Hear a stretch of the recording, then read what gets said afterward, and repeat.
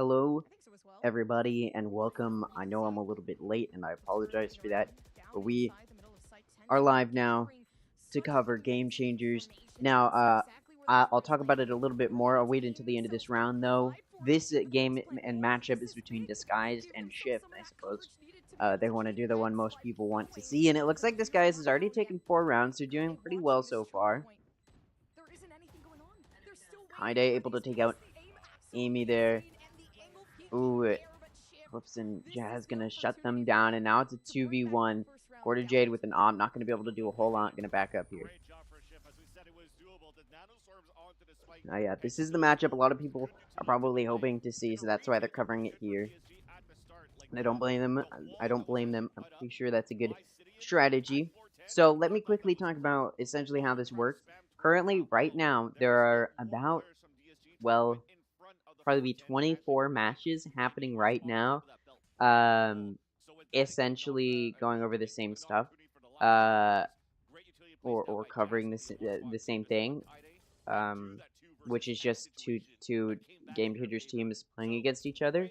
So there's, I believe, not 24 groups. I think there's 12 different groups. Each of those groups contains 4 teams. 2 are playing against each other in each of those, and then the losers from those matches go to like a lower bracket. Each group has a lower bracket. It's a little confusing. I'll show you it once we're like in halftime or something. But for now, let's just get right into the matchup. I know I'm late, and I apologize. I also may have to take a phone call halfway through this, and so I'll let you guys know and mute for that. But yeah, we're coming through here. Shift already down a player as they've been trying to approach A and got off mid. Early pick there is going to be good for Disguised this round, and they've already taken a pretty good lead here on defense and gotten a pretty good economy up here. Quarter Jade going to find a pick on LFPS. Cud going to find a kill, and Truly Tenzin going to take out Jazz. And now it's a 1v4 for Cud FPS, who's just going to get taken out. So far, Shift playing not too well against Disguised, who's put up a pretty strong performance. I'll give my pretty quick prediction for this matchup. Quite frankly, and pretty bluntly, I don't think Disguised is going to make it through to the closed qualifiers. Again, I'll talk about how all of that works in a little bit, but right now we're in the open qualifiers. The open qualifiers will finish up tomorrow with 24 teams making it through. And then Wednesday, probably the end of tomorrow as well. Tomorrow's Wednesday. So the end of tomorrow, Thursday, and Friday are going to be going through the closed qualifier to get it down to 8 teams. But yes, the open qualifiers is happening right now. 24 teams make it through that. And I don't expect these guys to make it too far. Not that their players aren't good, but just compared to some of the other players here in Game Changers, there's just not a whole lot I expect to go through here. Kaide able to lock down B, take out that spike, which is coming through mid, and once again, it's just one player in 1v4 for Shift. It's down to Ari, able to take out Sidion, and now it's a 1v3. But Quarter Jade with that op looking deadly, gonna take out Ari. And now, 3 players left alive for Disguised, up to that 6th round, and it's like I always talk about, you get to the 6th round, you deny the enemy having a chance of getting the advantage as you move forward, which is really, really nice for you. And now Disguised in a very big position here to just continue to dominate. Now, of course, Disguised did pick Icebox here, so they're expected to do well on this map. But of course, that doesn't mean Shift shouldn't put up any fight at all. It looks like that may be what's happening. And also, I should just explain what Game Changers is. If you're not aware, it's just essentially a female, a way for female players to show themselves off, because oftentimes regular challengers won't, or regular Valorant teams will not hire female players, unfortunately. And so Game Changers is really just a way for female players to compete in a way where they do get to show themselves off and hopefully move towards a future where women can play on pro teams. But here, Amy's already been picked off. Now Shift just needs to figure out how they want to play this. LFPS, not LFPS, sorry, Jazz lurking over by B, but now starting to rotate. Quarter Jade able to take out LFPS. Cidion taking out Ari. Now Jazz needs to figure out how she wants to play this. She's coming through mid. Quarter Jade going to be able to take out Cut FPS. And now it's a 1v4 for Jazz. And once again, 4 players left alive for Disguised, and only 1 left for Shift. Tupperware going to take out Jazz from mid. And this round does go to Disguised, and it's looking like they're going to continue to dominate this half. Now, I've talked about which side Icebox is favored more to, and I've talked about how I don't really think it is favored towards one side. I think the argument could be made that it's a little bit offense-sided just because there's so many places that they could play. And it's a little bit of a difficult rotate for the defense. But at the same time, there's a lot of choke points that the defense can play around.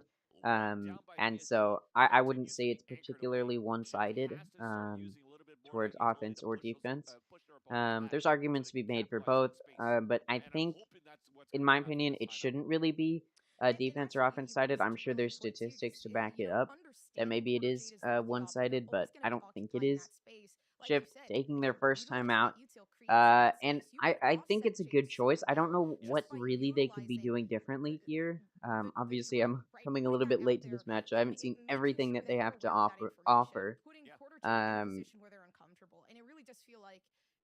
But I would still expect a little bit of some good play from them. Now, there's 2 ults for either side. Now, this is a rare occurrence here. We don't see Reyna a whole lot in pro play, but we see it on Tupperware right now. And the reason we don't see it a whole lot is because she's not an agent or a duelist that can typically play super... Reyna's not super good at clearing space, typically, which is really what you want in a duelist, is the ability to clear that space, whereas Jet or Raze are usually good at entrying a lot better than Reyna is. So Reyna's a little bit more of a solo agent, is what I would say. They're not super good to play off of with your team. So that's why we don't see it a whole lot in pro play, but we do see it coming out here from Disguise, and it'll be interesting to see if it's used effectively here. Now, we get that Viper's Pit come out from Shift, and they're looking to take this site. The spike's already down. Tupperware, just talking about that Reyna, coming out on Tupperware, and they're coming in. Yeah, no denial here, though. She's coming in for this flank. Ooh, Jazz is going to be the one to take Tupperware out. And now it's a 4v5 for the remaining Disguise players, although Kaidai is going to be able to take out Shift. Amy. Ari going to take out Truly Tenzin. Quarter J going to take out Jazz. Meanwhile, Ari takes out Kaide as well, and now it's a 2v3 for the remaining Disguised players. Quarter Jade able to pick up that gun. Oh, Ari gonna take out Cidion. And now it's a 1v3 for Quarter Jade. Gonna be able to take out Ari and LFPS, but has to stick it, and that Sova ult's gonna come out. Just gonna go for the save, pick up that off. Oh, not gonna be able to get out in time, and this round does go in the favor of Shift. It seems that timeout may have been effective, but at the same time, they had to use that Viper's Pit in order to secure it, and they no longer have it. And you look over at Disguise, and they've got 3 ultimate abilities to utilize. And it's starting to look a little bit scary for Shift in this map. Knowing that you're far away from the Killjoy utility, the Killjoy is actually moving forward. Jazz is moving forward with everybody else to take over the A site. So I love that you commit as a group into a commitment into the site. You work as a duo to retake against a potential flanker, and usually it's just one. Not many teams flank with 2 or 3 unless you're like a fanatic or something. Alright, so I was pulling up this guy's Toast POV on my other monitor, so that way when the results come through, we can see how he feels about this. To put 2-1 to the board here, and moving into round number 10, it's going to be a different story. Got that Sova ult, the Reyna ult as well, and that Jet, those Jet knives to use. This guy's looking pretty scary here. Quarter Jade, long range, gonna take out Jazz. Backed up as well by Tupperware. Now they're gonna back up, and Shift actually looking like they may want to rotate and challenge mid and B, but now they're backing up going towards A. But Ari gonna now start looking towards B.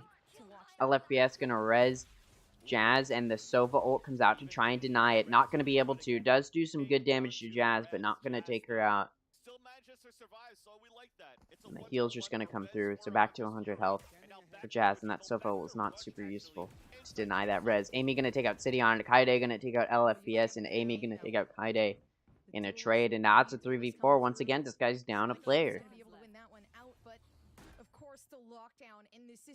It's looking like Shift definitely wants to close up this gap as much as possible in rounds, in that round differential. Ari coming through mid. Will Disguise be ready for it? We'll see. Probably not. No, they're not. Truly Tenzin gonna get taken out by Ari from mid. Amy gonna take out Quarter Jade, and now she's down to Tupperware. The highest ranked player for Disguise, but not gonna be able to 1v4. Amy gonna take her out, and that's 4 kills for Amy in a pretty solid round for them. Shift, and now looking, again, they want to close up that round differential. Disguise has already taken the advantage going into the next half, but Shift really wants to make it as close as possible. Give themselves as much of a chance when the sides do switch, although Disguise team comp a little bit more offense-sided, so Shift definitely has a little bit to worry about here. When you look at Shift, you sort of realize their team comp's a little bit defense-sided. I mean, they've got the 2 Sentinels, whereas Disguise has gone for the double duelist, so you know Disguise is going to be a stronger team offensively, whereas Shift should be a stronger team defensively. Now, they're on the offense right now, so when we do switch sides, both teams will be on the side that they should be on to play the best. But of course, Shift has a very standard team comp that Disguise may know how to play around, and going for that double duelist does make it harder for Shift or any opposing team to figure out how they want to play around Disguised here, because again, it's a different team comp than we typically see in pro play, and so it makes it a little bit difficult for teams to play around. Now, Disguise still has 3 ults to use, and you just saw them use a timeout, and we'll see if they're going to use those ultimates.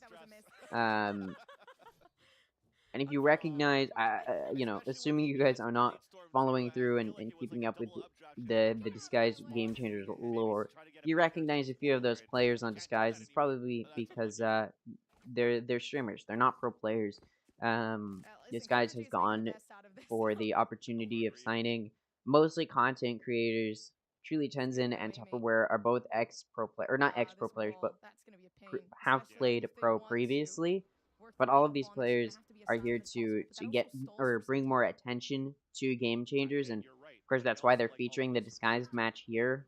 There's so many matches happening right now, and they choose to feature Disguised because they probably know they'll go well for them. Another ultimate here for Shift. They've been able to get 1 per round, and Amy's is coming out now, and those knives already able to find a pick on Sidion.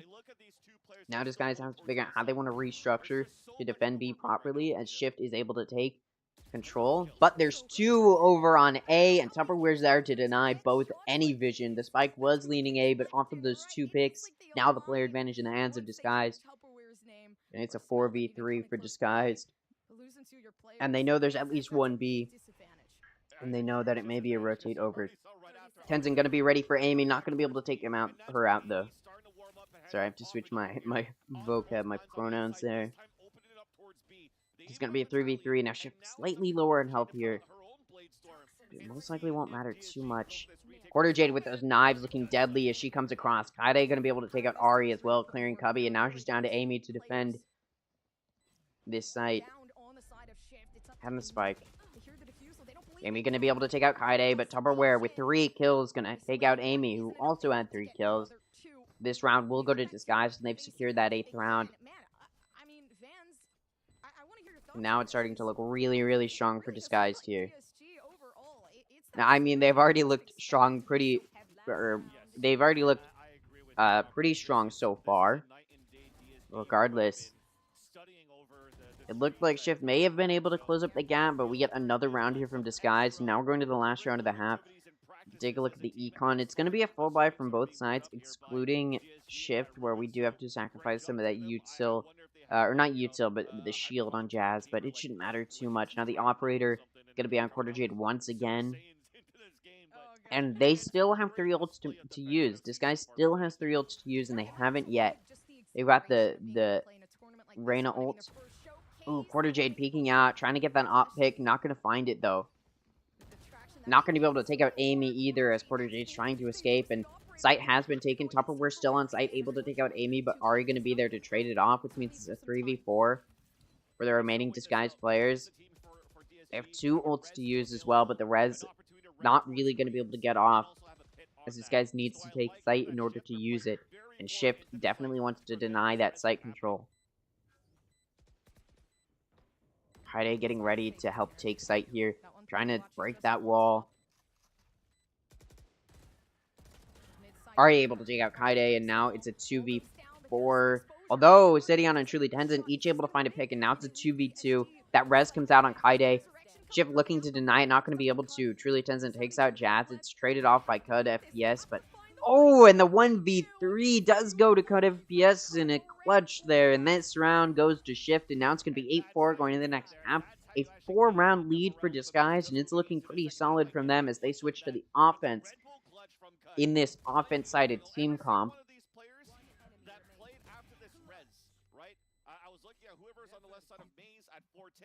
I do think it's interesting that there's more sponsors here for Game Changers than regular North American challengers.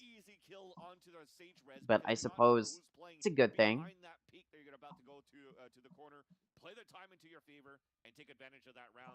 Pistol round here, and we'll see which direction it goes.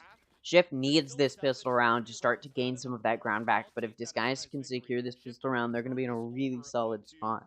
The second half right now, especially that they have a little bit more delay and a little bit more utility. Disguise looking to take heavy mid control. 3 going through there, the wall going through to allow them to just pass right under tube. LFPS there to try and deny it. Does some good damage to Sidion, but not going to take them out.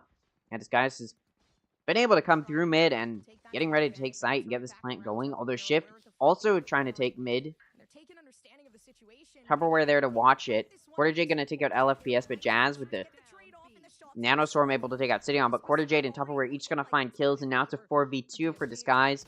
Tupperware going to be able to take out Amy, and now it's just down to Jazz in a 1v4. It's a pistol round, no point in saving. Looking to find a pick, is able to on Kaide. Looking for some more. They did see Truly Tenzin, but just need to figure out how they want to play it. Jazz low on health, down to half health. And it's going to be a double peek. Some whips there from both sides, but 3 players left alive for Disguise. Is going to be a pretty solid pistol round. And like I said, Shift needed that pistol round to start to close up that gap that Disguise made in that first half. And they weren't able to, which means Disguise is going to be able to widen this gap pretty substantially here. Should be able to get another round, get them to that double digits of 10. And from here, they're in a really nice spot. This guy's looking like it's going to be pretty solid play here in this first map. Although Shift able to make a little bit of a small comeback there towards the end of the first half, but not nearly as much as they wanted to keep it close going into this half.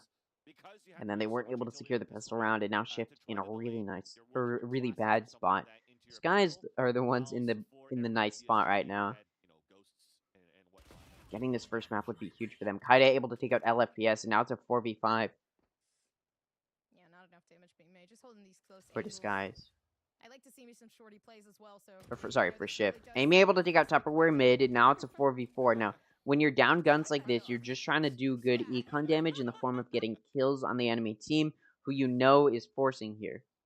They've already been able to find 1 pick. We'll see if Shift can find more to damage Disguise econ further.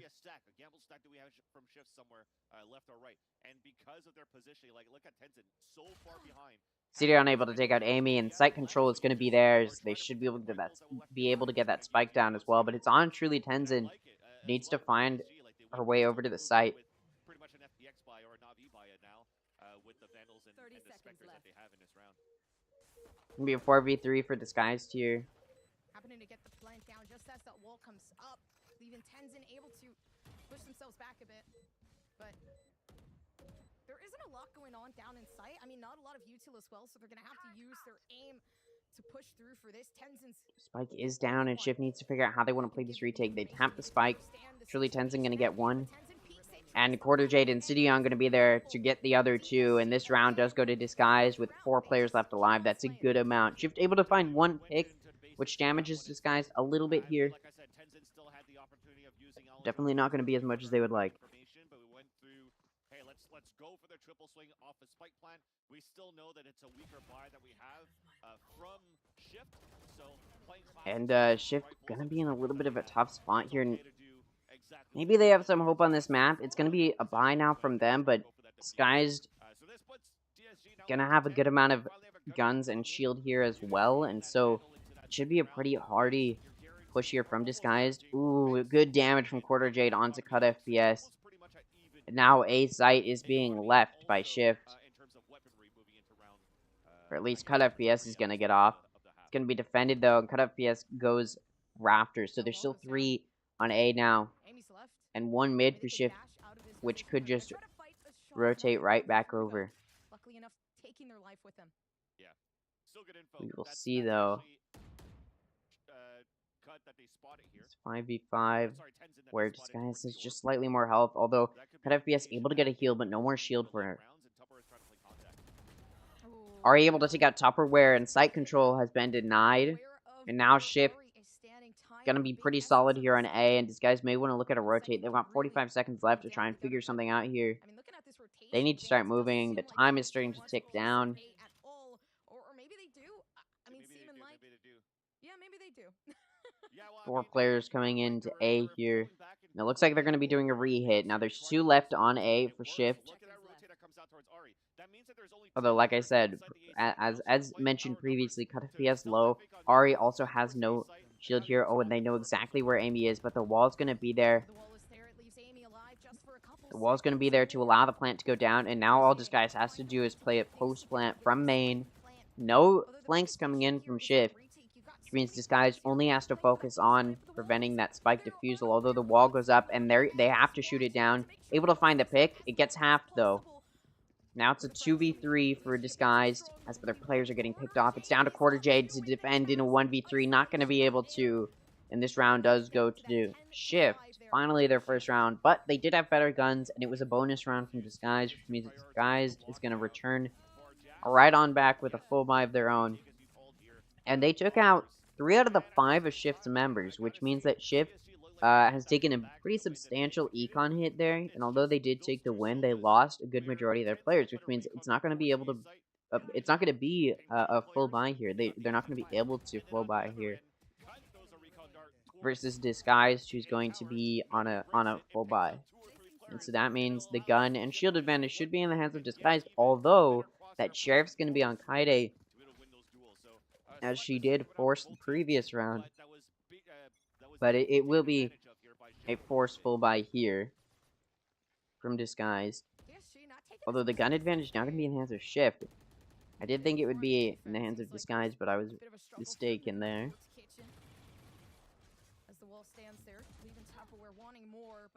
Quarter Jade on top of Tube, gonna take some damage. She's trying to find some early picks and early damage onto Shift. Not able to, just a little bit to LFPS, but it's not gonna be as much as they would like. Able to break the turret into kitchen as well, so that's forcing to rotate out from boiler. This is still DSG defaulting. Tupperware destroys that wall in Tube, and now just watching it, maybe hoping to find a pick. Quarter Jade still on top of Tube, again looking to do a little bit of damage. Peeks out to try and do some to Amy, but not going to be able to find the damage there.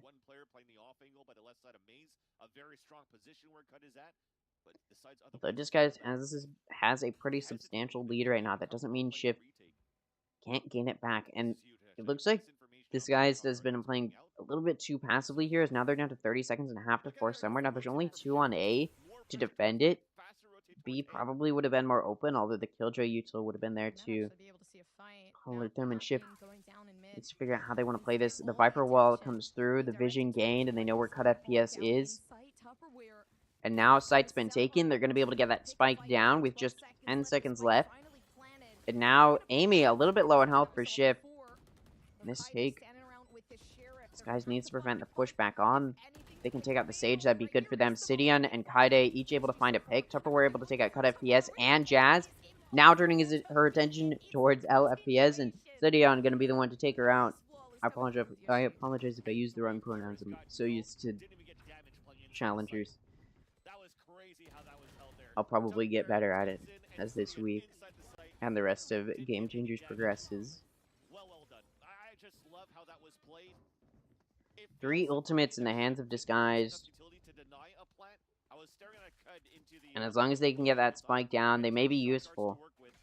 It looks like this guy is going to be trying to take control of mid. Now, they're 1 round away from that 12th round, and it looks like Shift going to save here. They don't want to push Disguised. They don't want to risk not being able to buy in case Disguised does win. And so this round should go to Disguised, and they will probably secure this 12th round.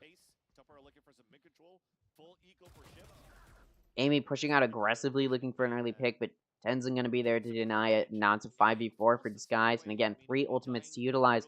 Although at this point, they should know Shift is on a save round off of that pick on Amy. Which should signal to them that they don't need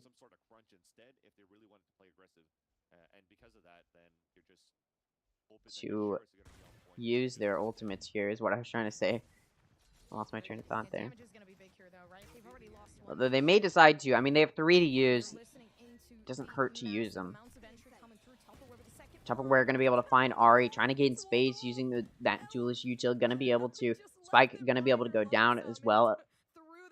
Sidion going to go for the plant. Tupperware looking to take out LFPS. Going to be able to. And now it's a 5v2 for the remaining Disguised players here. 2 players left alive for Shift.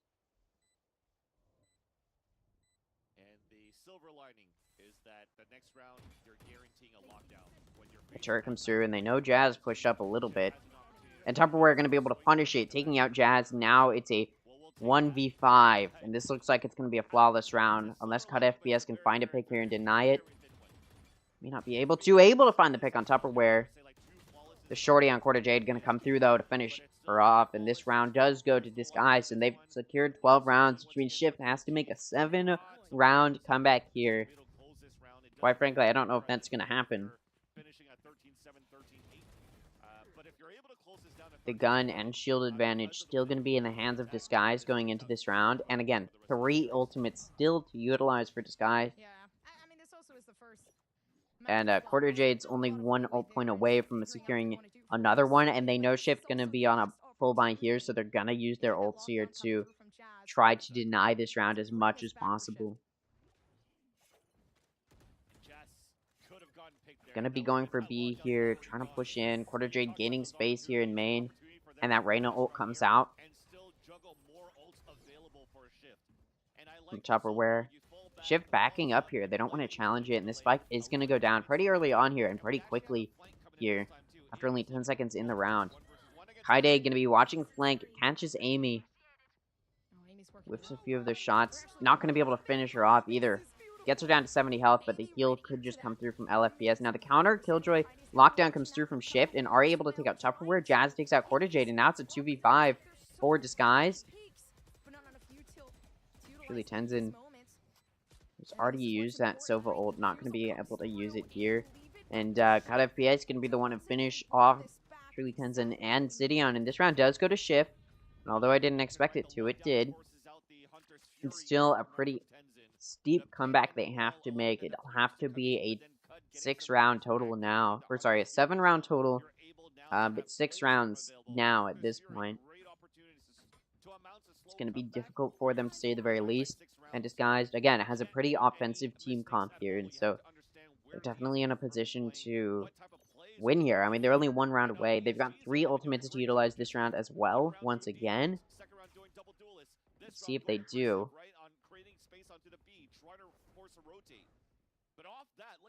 Viper's Pit on Kaide. They just need to get on site to use it. Maybe they could bait out one of their teammates and use that Sage Res. We'll see. Amy is taking a nest here. Or a main nest. I don't know what that nest is called.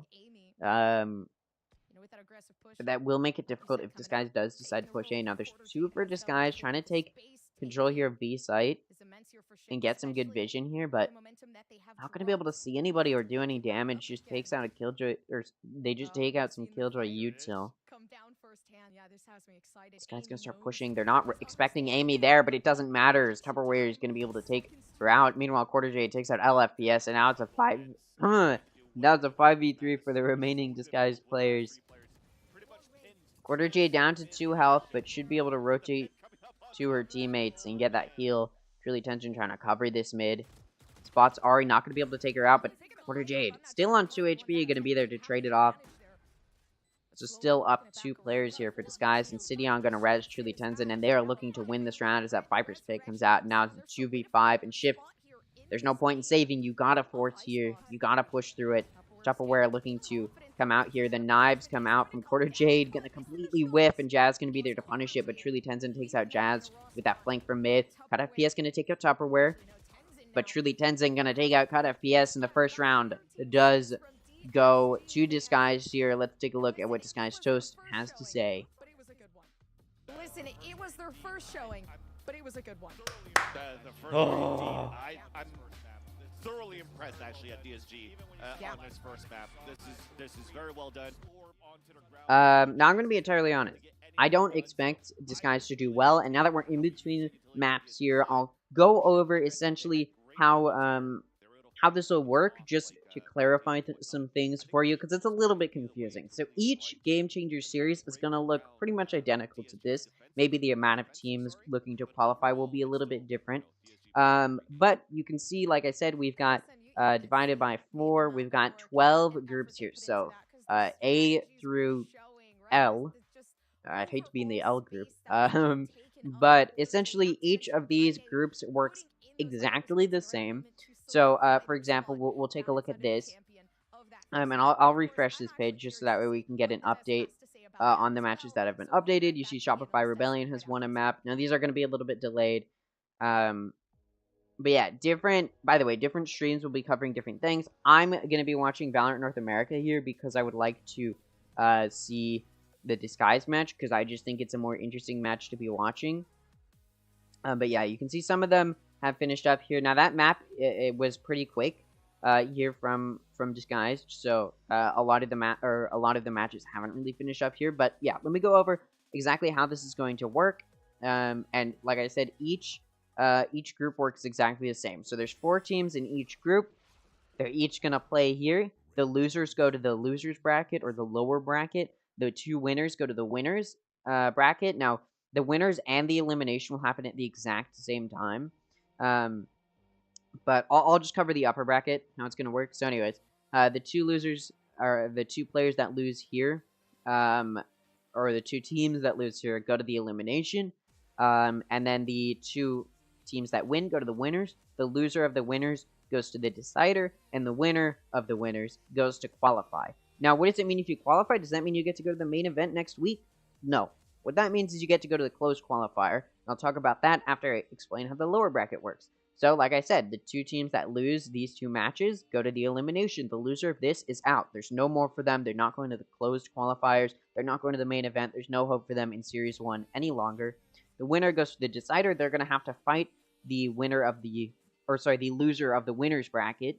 And then the loser of that, they're done. They're out. And the winner gets to qualify.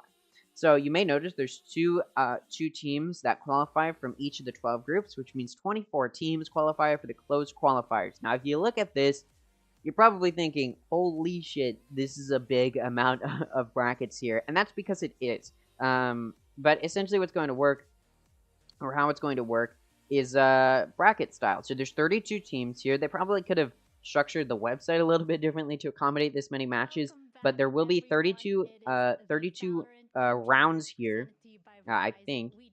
Although, I did say, I guess 32 qualify from the open qualifier, although I think it should, in theory, only be, well, 2 times, yeah, it should only be 24?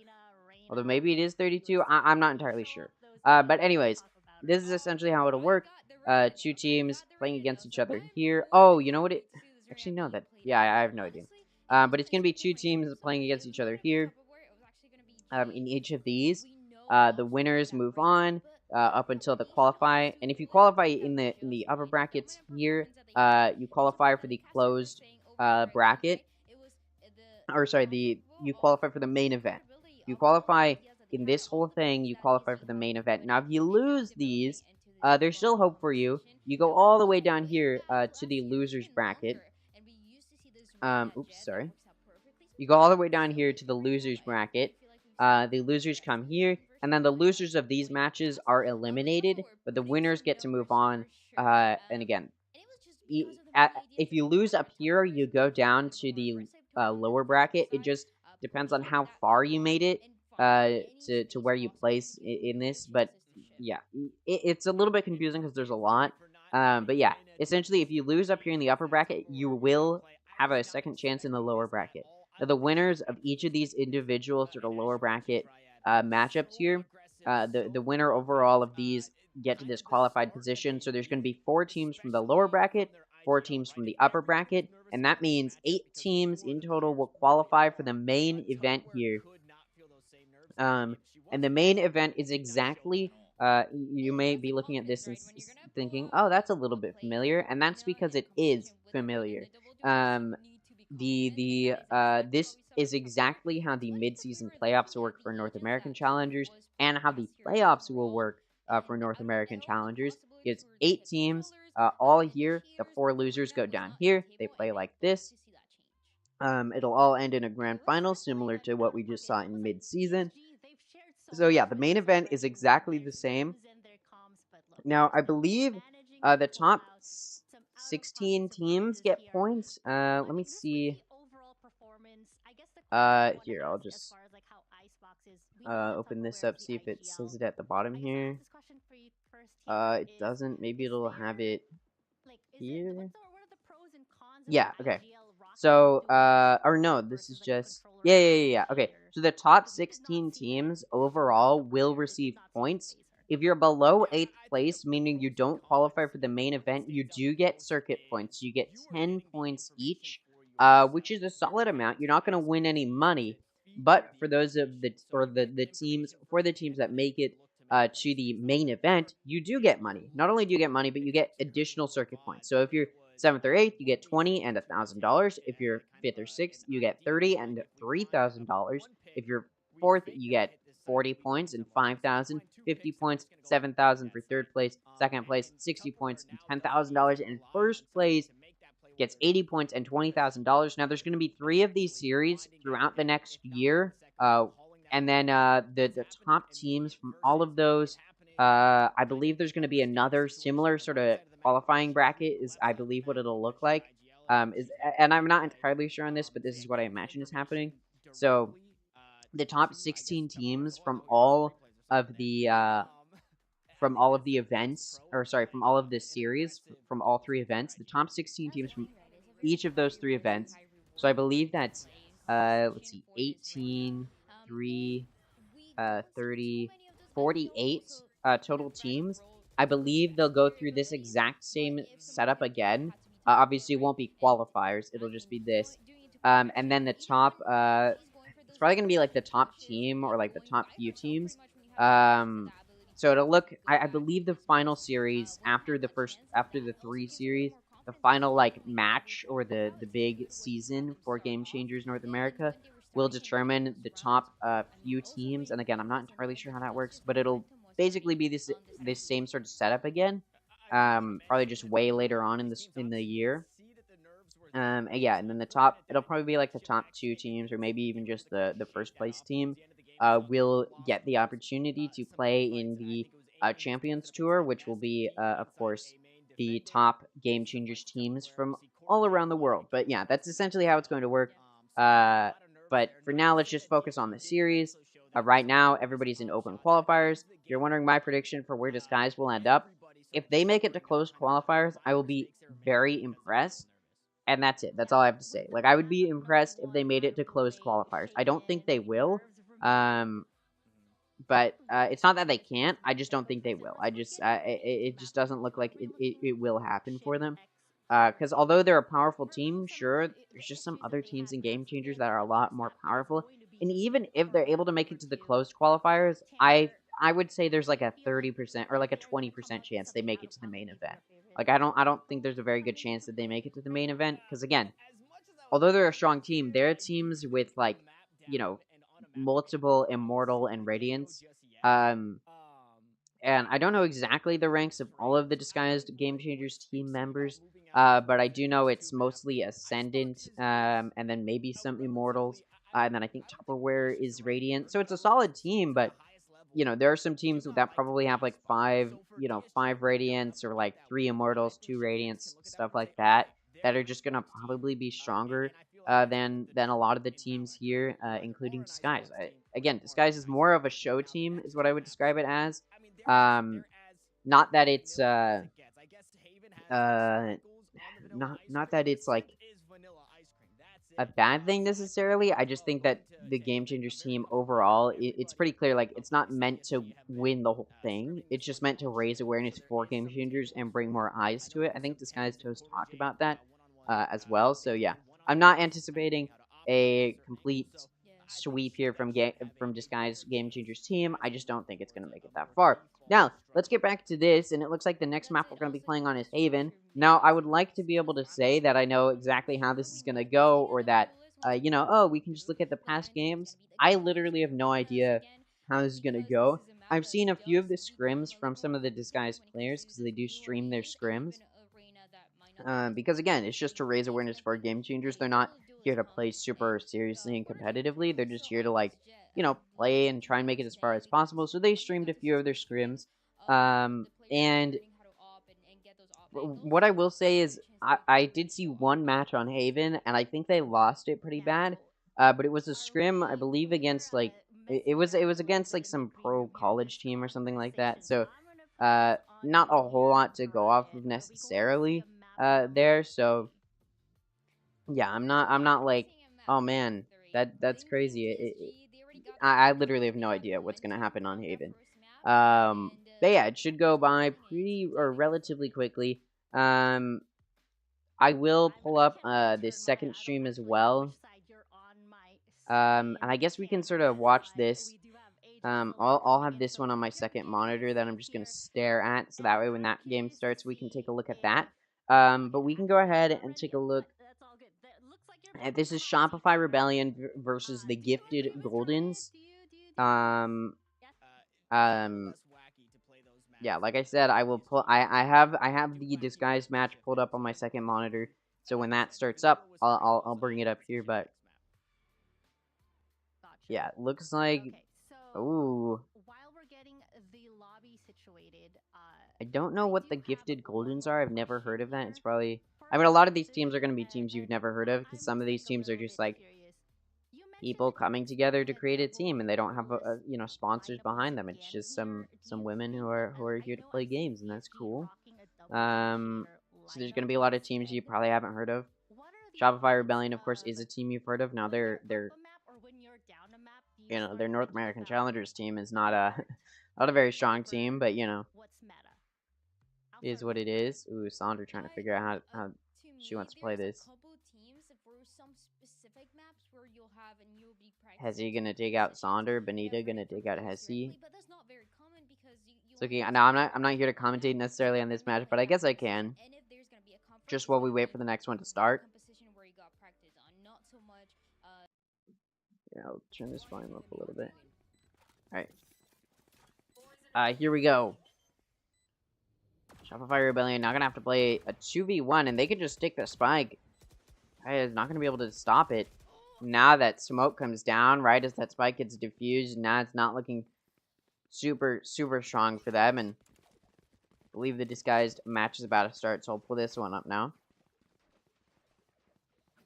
This is the one we'll be focusing on. If you'd like to see the other ones, you can just go over to the other streams. It's Knights Arena covering that, and then there's a few other channels as well covering different matches, but yeah. Anyways, let's get into this Disguised match. It's going to be on Haven. It's Disguised still versus Shift. Now, both of these teams looked pretty strong in the previous map, but obviously it did go to Disguised on Icebox. And so I do sort of expect them to do well right now. Even going into this map, once again. Let me change the title to...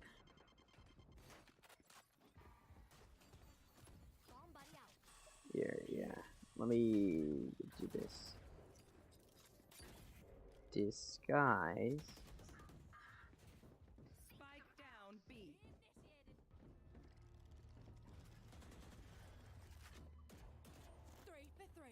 Alright, there we Also need to move this stream. And turn this one up a little bit. Alright, let's get into the agent select here. Sorry, this is going to be a little bit chaotic because there's so many matches happening right now, and I want to keep watching matches as they're happening, so it's going to be a lot of switching between them. But we're going to focus on Disguise mostly throughout this, until, of course, they get eliminated, which I do expect to happen. Probably today or tomorrow, but we'll see, the agent picks here are pretty simple. It's agent picks we see a lot. It's a pretty basic setup here.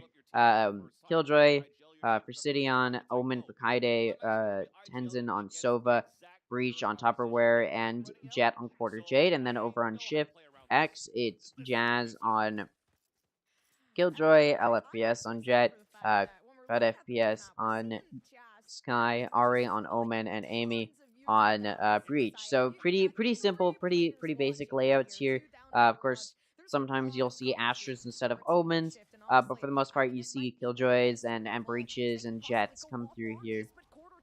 This guy is going to be starting out here on offense, and they're pushing into C here, and this spike is going down. Spike has been planted. Now it's up to Shift to play a 5v5 retake here. We'll see if they're able to execute well. Vision gain. Kaide trying to deny the push from backside from Shift, but not going to be able to. Quarter Jade still on site, trying to get a few picks here. Able to find one, but LFPS shuts him down, and now it's a 2v4 for the remaining Disguise player. Tupperware going to find one. Sidion finds another. They're just sticking that spike. Going to get taken out, and now it's a 2v1, and Disguised, it was a little bit of a clutch there as they were in it 2v4. 3 kills for Sidion to really lock down that round, and it goes to Disguised, and it's looking like it may be a little bit of a strong performance there. They were able to play that post plant well. They showed a little bit of good knowledge there. Shift just trying to stick it, wasn't able to. Well played there from Sidion, going to be the one to shut them down completely.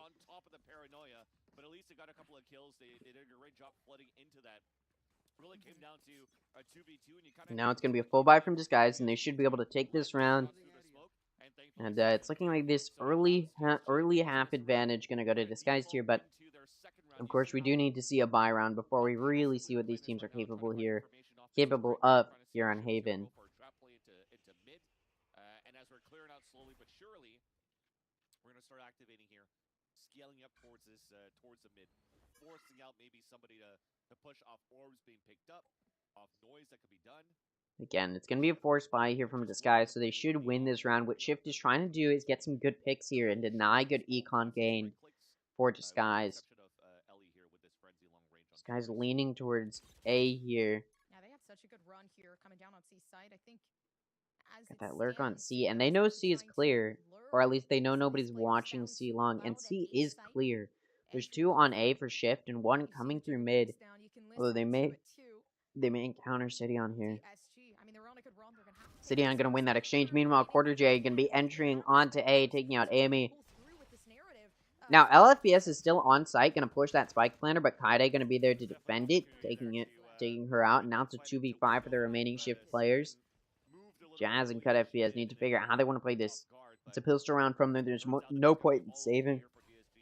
They should be looking to get as many picks as possible. They may just want to watch exits here. They do want to die here, whether it be to the spike or to one of the players, preferably to the spike, but they do want to die to get that ult point up here. But again, they want to get kills here and deny good econ for Disguise, because they're forcing here, which means next round they'll probably be taking bonus. And if you can get some good picks, you'll deny good bonus for them. But it's looking like Shift not going to be able to do that and just going to come in here and die to the spike as it blows up. 5 players left alive for Disguise is going to make it a flawless round for them. And that's a pretty good start to this half. You want to, off of that first pistol round, you force, and then you want to win that second round with as many players alive as possible, because it allows you to then take bonus the next round, and that's what Disguise is going to be able to do here, take bonus this round. And then you'll look over at Shift, who's going to be forcing here, but the gun's going to be there for Disguise to hopefully get some good picks on them, or hopefully for Disguise, get some good picks onto Shift and deny good econ for Shift next round. when you're at a gun disadvantage, but you're taking bonus, you're not trying to get, a whole bunch of kills. You're not necessarily trying to win the round. You're just trying to do some, or as good of econ damage as possible in the form of getting some good kills. Now, it's Garage being taken by the entirety of Disguised. Quarter Jade going to be able to take out Cut FPS coming through from Garage, although Jazz going to be able to take out Quarter Jade, and it's a little bit of a trade. And Jazz also able to take out Truly Tenzin, down to just 3 health, though. And Disguise knows how low they are. Tupperware going to be able to take out Ari. Coming through the smoke, and Jazz going to find one more before getting taken out by Sidion, which means it's still a 2v2. Kaide going to be able to take out LFPS, though, who whips that dash now to 1v2 for Amy. Clutch needs to come through. The spike is down, and it's in the hands of Amy. Both players coming through Garage and get smoked off there. Doesn't have a whole lot of vision, and Kaide going to be the one to finish Amy off. And this round does go to Disguise, and that's 3 rounds in a row. And again, that was a bonus round from Disguise, so winning that is really big for their econ. Because now they're going to be able to full buy, which they already would have been able to do, but it's going to give them a really good econ bonus to go off of. Plus, they were able to pick up some of those guns off of Shift, which means their econ takes an even bigger bonus here, as those 2 players that survived the previous round not even going to have to full buy. And Disguise is going to have some good econ momentum to start this off. Shift going to have to be on a save. And this map is looking pretty strong for Disguise already. Still no full buy from either side, but regardless, that round should have easily gone to Shift, and it didn't. So now it's looking pretty strong for Disguise so far. Tupperware going to be able to take out Cut FPS, who was trying to gain some control, pushing out from Garage. Truly Tenzin able to find 2 in A, for coming out A long. I'm going to send that drone out. Sidion with the wallbang on Jazz, going to finish her off, and now it's a 3v5 for the remaining Shift players, who are mostly A-sided, which means Disguise has complete control over A site, and that's where Disguise is going. And they're going to be able to take the site, and now it's a 3...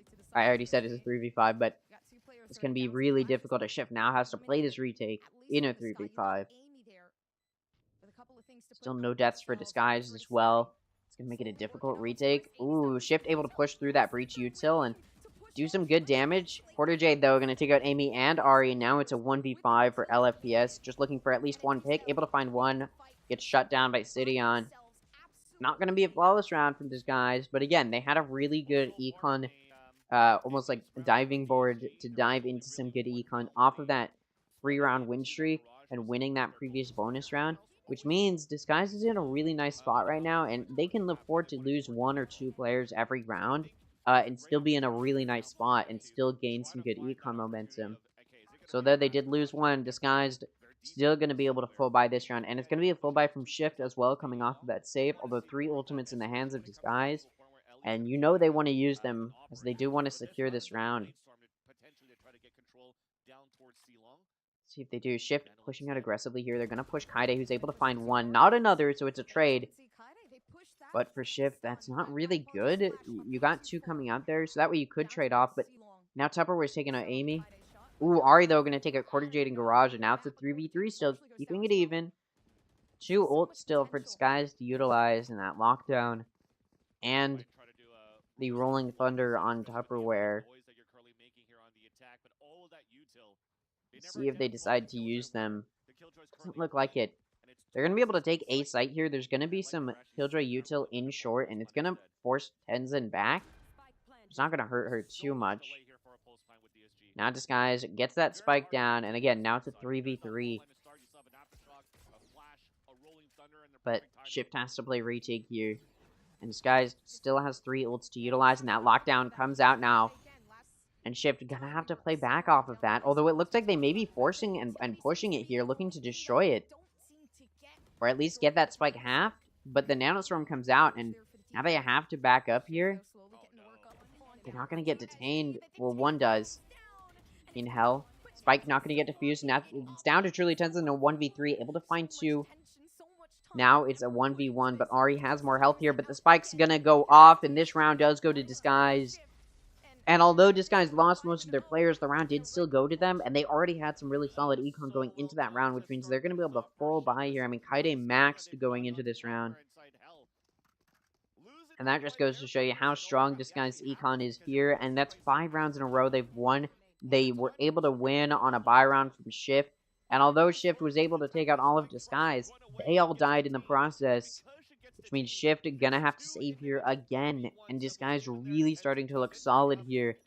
And although this is the map picked by Shift, it's looking like Disguised is gonna be the one to take the dominant lead.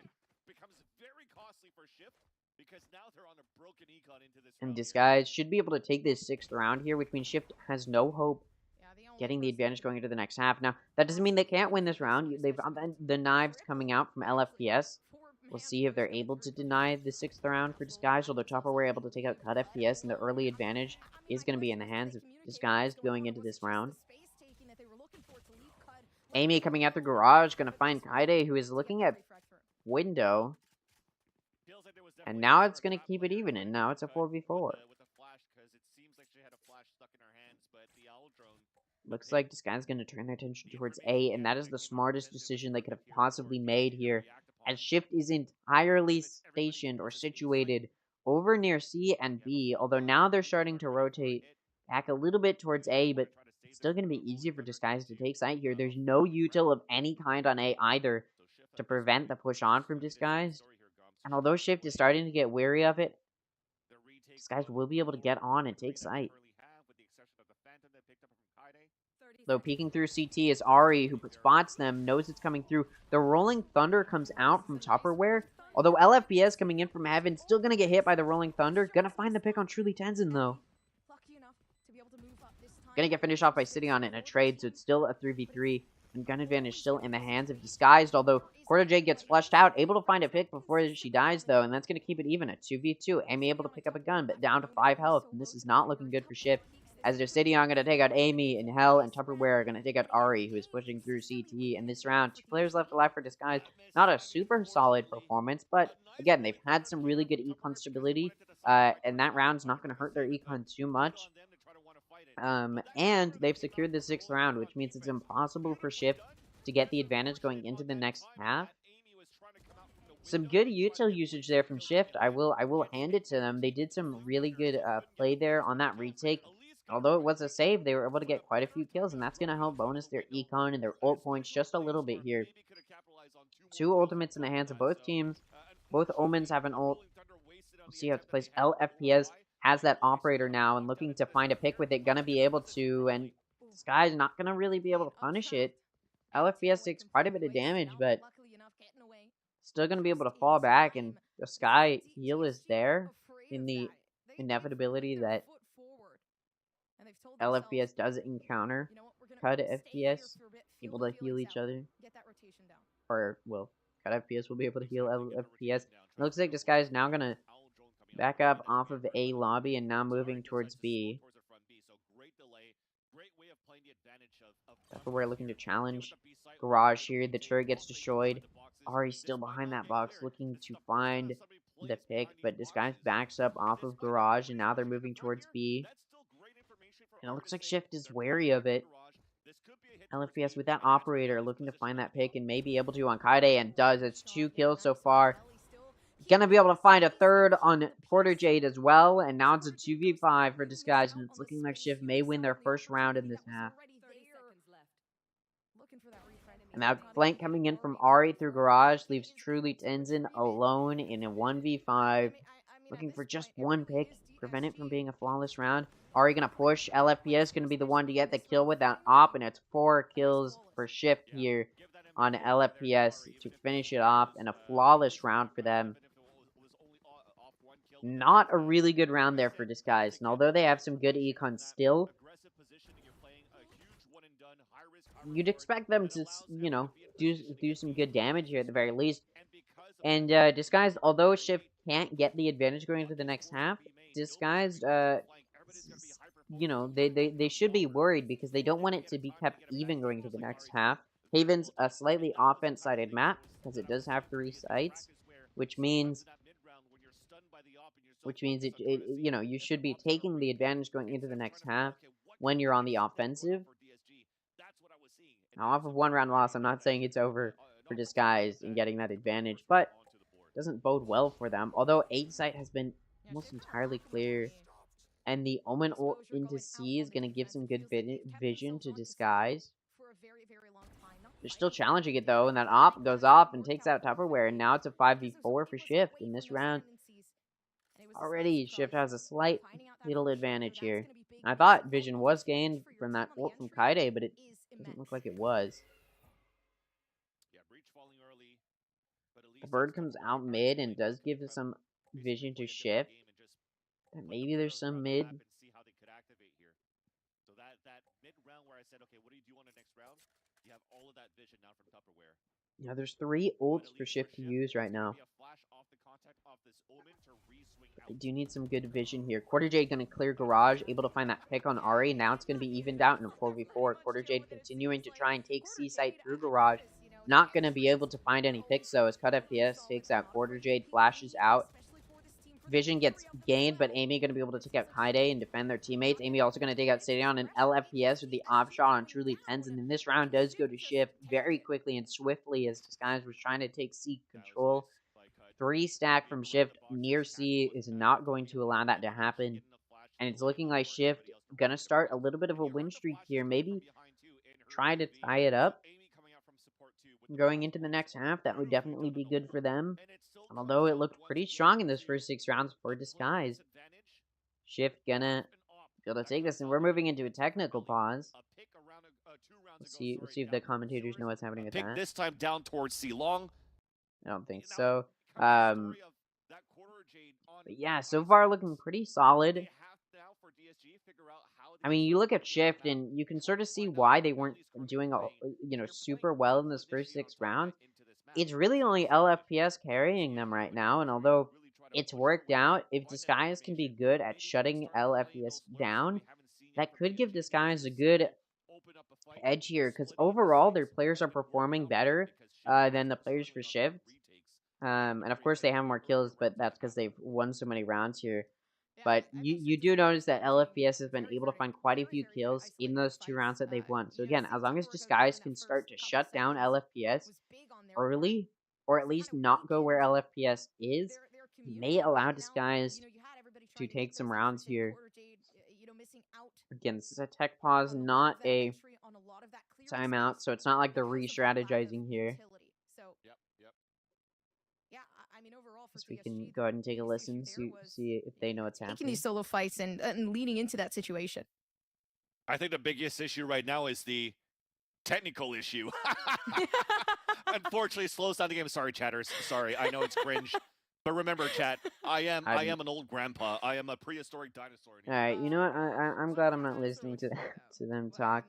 All right, so far, I feel like a triceratops is like kind of like I do wonder what's happening now. You know, I don't think it's like a ferocious dinosaur. I feel like I'd be a triceratops. I look fierce, but I'm also very nice and cuddly. You know, I try to be like that.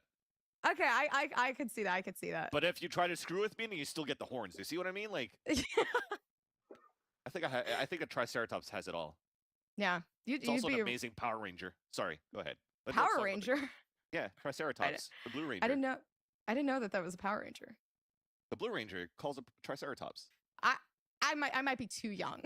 Yeah, damn it, I gave my age again. But yeah, we'll wait for the players to come back in. But we've mentioned it before here. You know, Ellie coming out with the operator, and this has All right, it looks like it's gonna be a little bit of an extended break here. So what I'll do is pull this up on my second monitor. Oh. All right. Well, never mind. I thought maybe they'd still be in that round, but it looks like. I mean, I guess we can take a quick little look at. Yeah, I don't know entirely what's happening. Maybe the comms have been messed up. But we can go ahead and take a little bit of a look here and take a look at how some of these matches are going. Or at least the matches that have been put in. Shopify Rebellion has taken a map up on Gifted Goldens. Overkill Black has taken a map up on Genji Black. Interesting. Black for both sides. Disguise, of course, has taken a map up on Shift X. Version 1 has taken a map up on Wingman Warriors. I like that name. Revival and Tempest Sky still have yet to get those maps up. And it may just be that the scores have not been inputted yet. Xset has been able to take a map up on Smarter Cook. FaZe Clan Game Changers taking a map up on Scarlet. And looks like those are the only results we have. Oh, Ariana Grande Perfume able to take a map up on Grind Time. This is what I'm talking about. We're going to see some weird and silly names here, similarly to what you saw in the open qualifiers of North American challengers, because, you know, these teams are sort of just messing around here.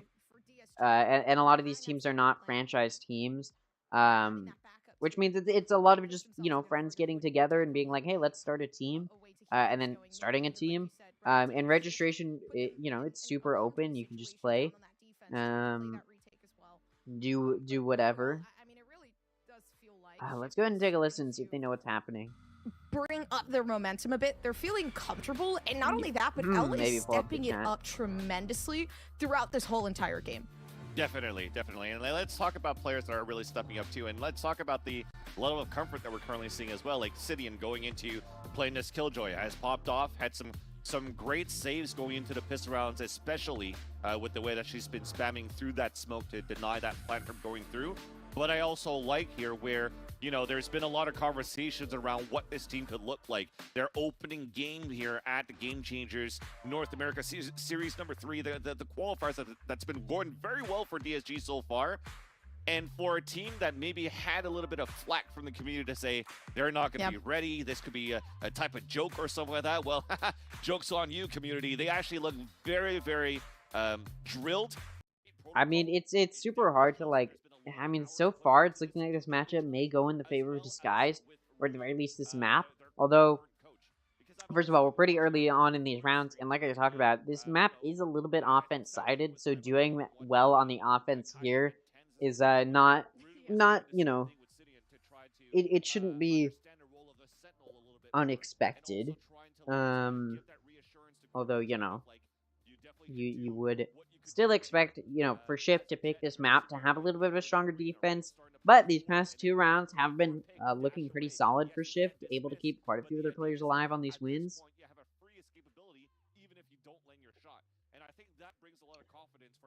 And I'm not entirely sure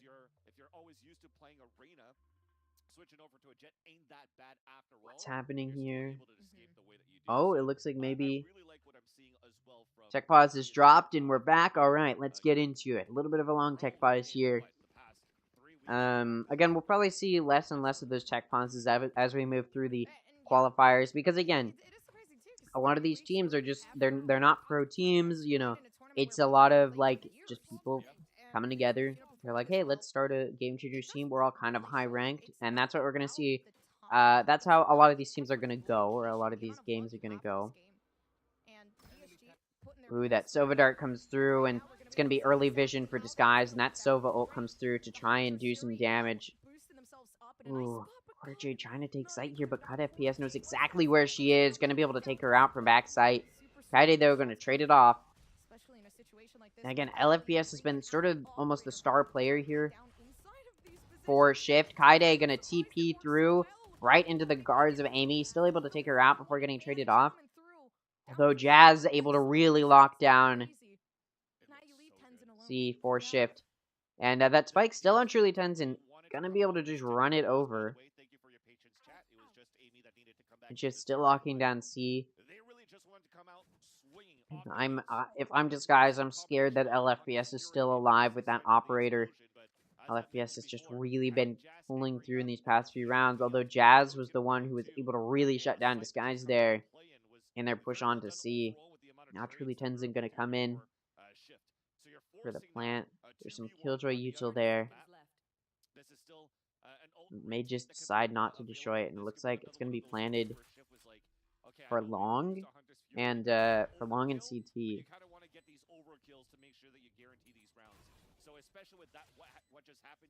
The nanoswarms come out as they realize that the spike's been planted on A, but Truly Tenzin was smart about planning in a spot where those nanoswarms would not touch her.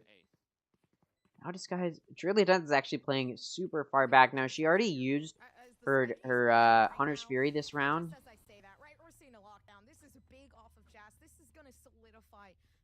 coming down into this unless Tenzin. Really, Tenzin gonna have to looking figure like out they're how already she wants to sweeping play out this that corner. retake. Has to They're cross, taking the fights here.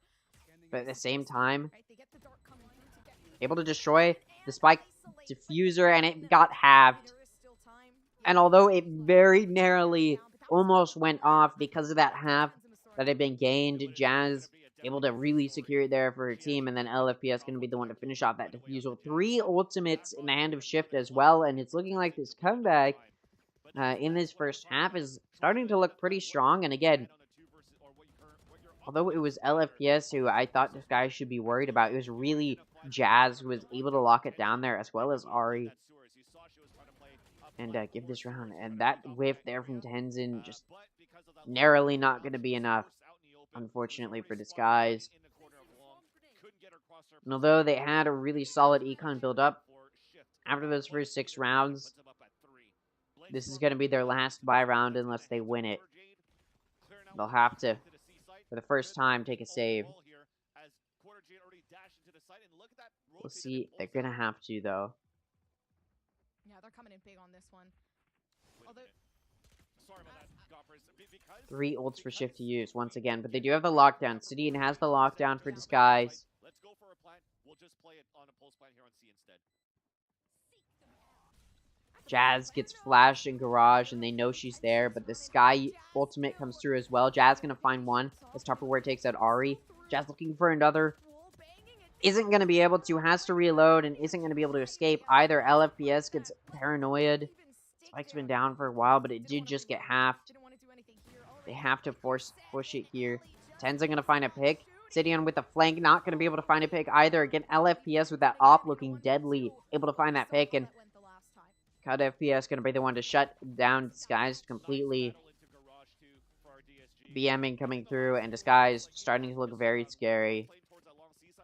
Or sorry, Disguise starting to look very scared as we see Shift pushing for this 6-round comeback here, or this 6-round win streak in return to Disguise's 6-round win streak. And like I talked about, if Disguise lost that round, they were going to have to save, and that's what we're going to see here. It's a light buy save here from Disguise. Their econ is starting to look really, really scary here, and not really looking great for them. Where Shift looking in a really nice spot. Now they've won quite a few rounds in a row, and they're going to be able to follow by for the rest of the rounds in this half. But again, this round should go to Shift as it's a save for Disguise. This guy's just going to be looking to do some good damage, get some kills. Spike's not quite down. Quarter Jade going to plant it. Gonna be able to, but they know exactly where she is. She's gonna be able to escape. It takes a little bit of damage on the way out. Tenzin is spotted as that shock dart comes through to try and ward off C-Link. Quarter Jade in the smoke and completely whips there. Meanwhile, Tupper and Garage gonna take out Jazz. Amy gonna be the one to get that pick on Quarter Jade. Spike's not gonna get defused, but Disguise has no vision of it. Needs to figure out how they want to play this. Truly, Tenzin able to take out Amy and LFPS, and now it's a 1v3 for Cut FPS. Down to half health. Has to stick the Spike. The Spike's been down for quite a while. Just has to get on it and stick it if they want to win this round. Not going to be able to. Tupperware gets that kill, and that means Disguise going to be able to pick up guns and an operator. And Disguise has taken the advantage going into the next half. Shift FPS. Oh, sorry. Shift X, although able to do some really nice damage, not going to be able to tie it up quite closely enough. And now, going to the last round and a half, it's going to be a full buy from both sides. Both sides have an operator to use as well. And the tech pause comes back. We'll see if this one goes quicker. And then switching over into a jet that looks shaky at the beginning and is able to think on the fly that way.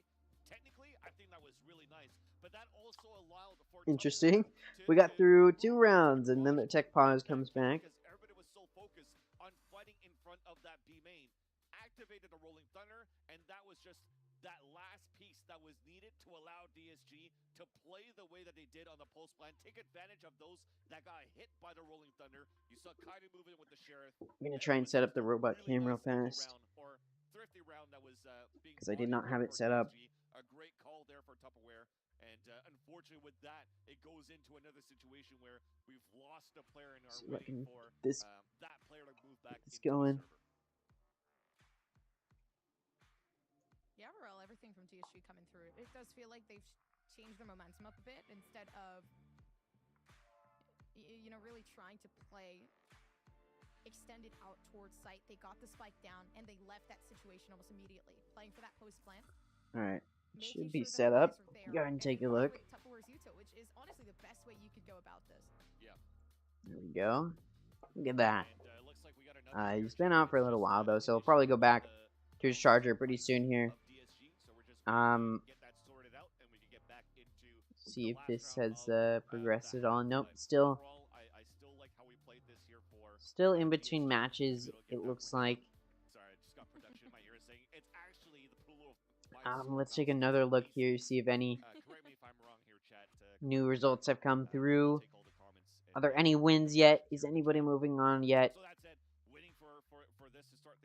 Doesn't look like it. Yeah, no, it doesn't look like it. And a lot of these matches probably just haven't been updated because, you know, they're not the matches that are being watched. They're just individual matches that come through and then the players report who won at the end.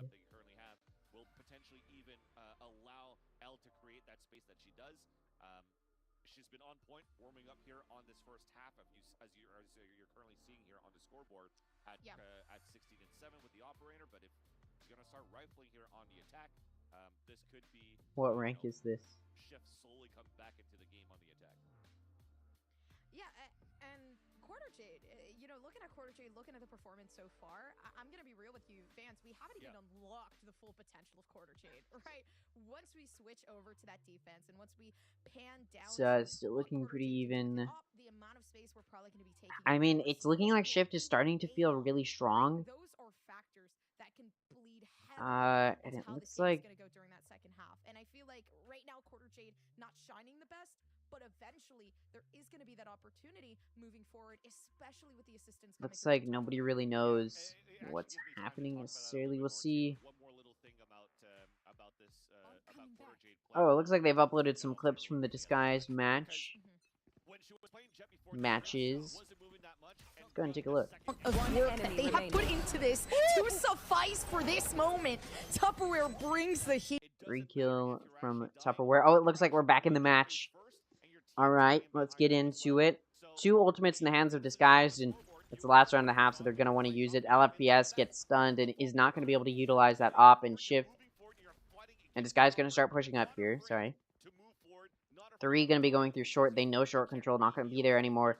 You can see Sid's thinking about using that lockdown and going to put it down now. We'll see if Shift decides to push it, and it looks like they will. They're going to challenge it here. The Rolling Thunder comes through to do so. They're going to be able to destroy the lockdown. Although the knives are used to do so. Kaide going to take out Ari. Amy takes out Kaide. Truly Tenzin going to take out Amy and LFPS. And now it's a 2v4 for the remaining Shift players. And it looks like pushing that lockdown was not a smart choice as Tupperware takes out Cut FPS. And now Jazz is alone in a 1v4. Peeking from heaven. The spike's going to be able to go down. Doesn't matter as Jazz is taken out. And Disguise takes another round, 4 rounds in the lead, and this is exactly what we saw in Icebox going into the second half, where Disguise went into it 8-4, and then continued to push, and eventually got the map win, and we could be looking at a 2-0, pretty strong victory here from Disguise. Although Shift able to pull through a little bit there on the defense, and again, it's an offense-sided map, so 4 rounds here is pretty decent for Shift, and it could be enough to make a comeback, but Disguise, of course, going to be looking to deny it now on their defense.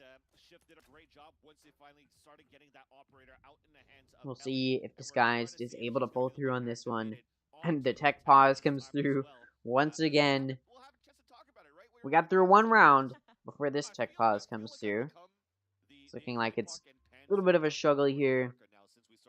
Get through. I guess we can look at some more of these clips. Knows how to handle a smoke, if anything.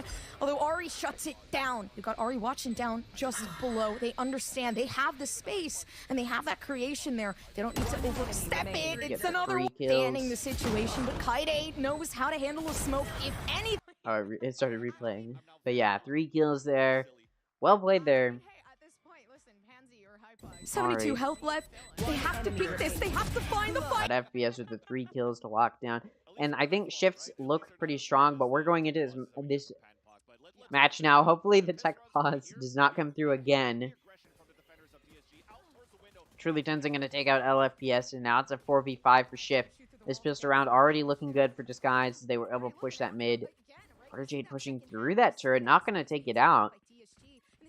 When you have a Sheriff, it could be a little bit of a waste of the minimal amount of bullets you're able to hold in that magazine. And Shift has turned their attention towards A, and Disguise does not look like they're ready for it. It's only City on site, and they know where she is. City going to find the Vic with a Nano Swarm, but Jazz going to take City on out. These trades are coming through, and so it's a 3v3.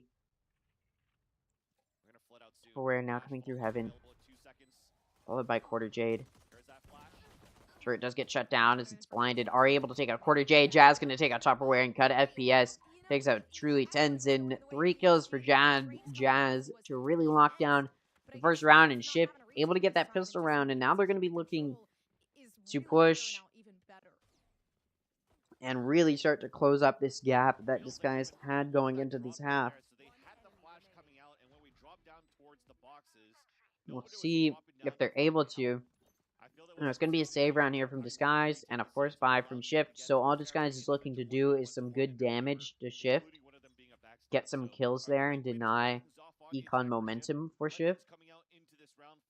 And that's why Disguise is pushing together here. But it's a C call, and nobody's going C for Shift. All of them pushing A, excluding Jazz, who that alarm bot goes off and now knows there's at least one coming in from C. While the rest of the team going to be able to take A site control, and Disguise needs to start moving. Jazz going to find that pick on Kaide. Now going to start rotating through. Going to have to peek multiple. Get pincered here a little bit. Knows Tupperware's pushing, and Tupperware's going to find the pick, and now a Bulldog in the hands of Disguise. It's going to be a 4v4, but the spike's been down on A for a little while, and Disguise has to start pushing here. Amy and Short going to be there to lock down A lobby. Disguise has to start moving. Time's really not in their favor. Amy does spot Disguise. Really nice flank here.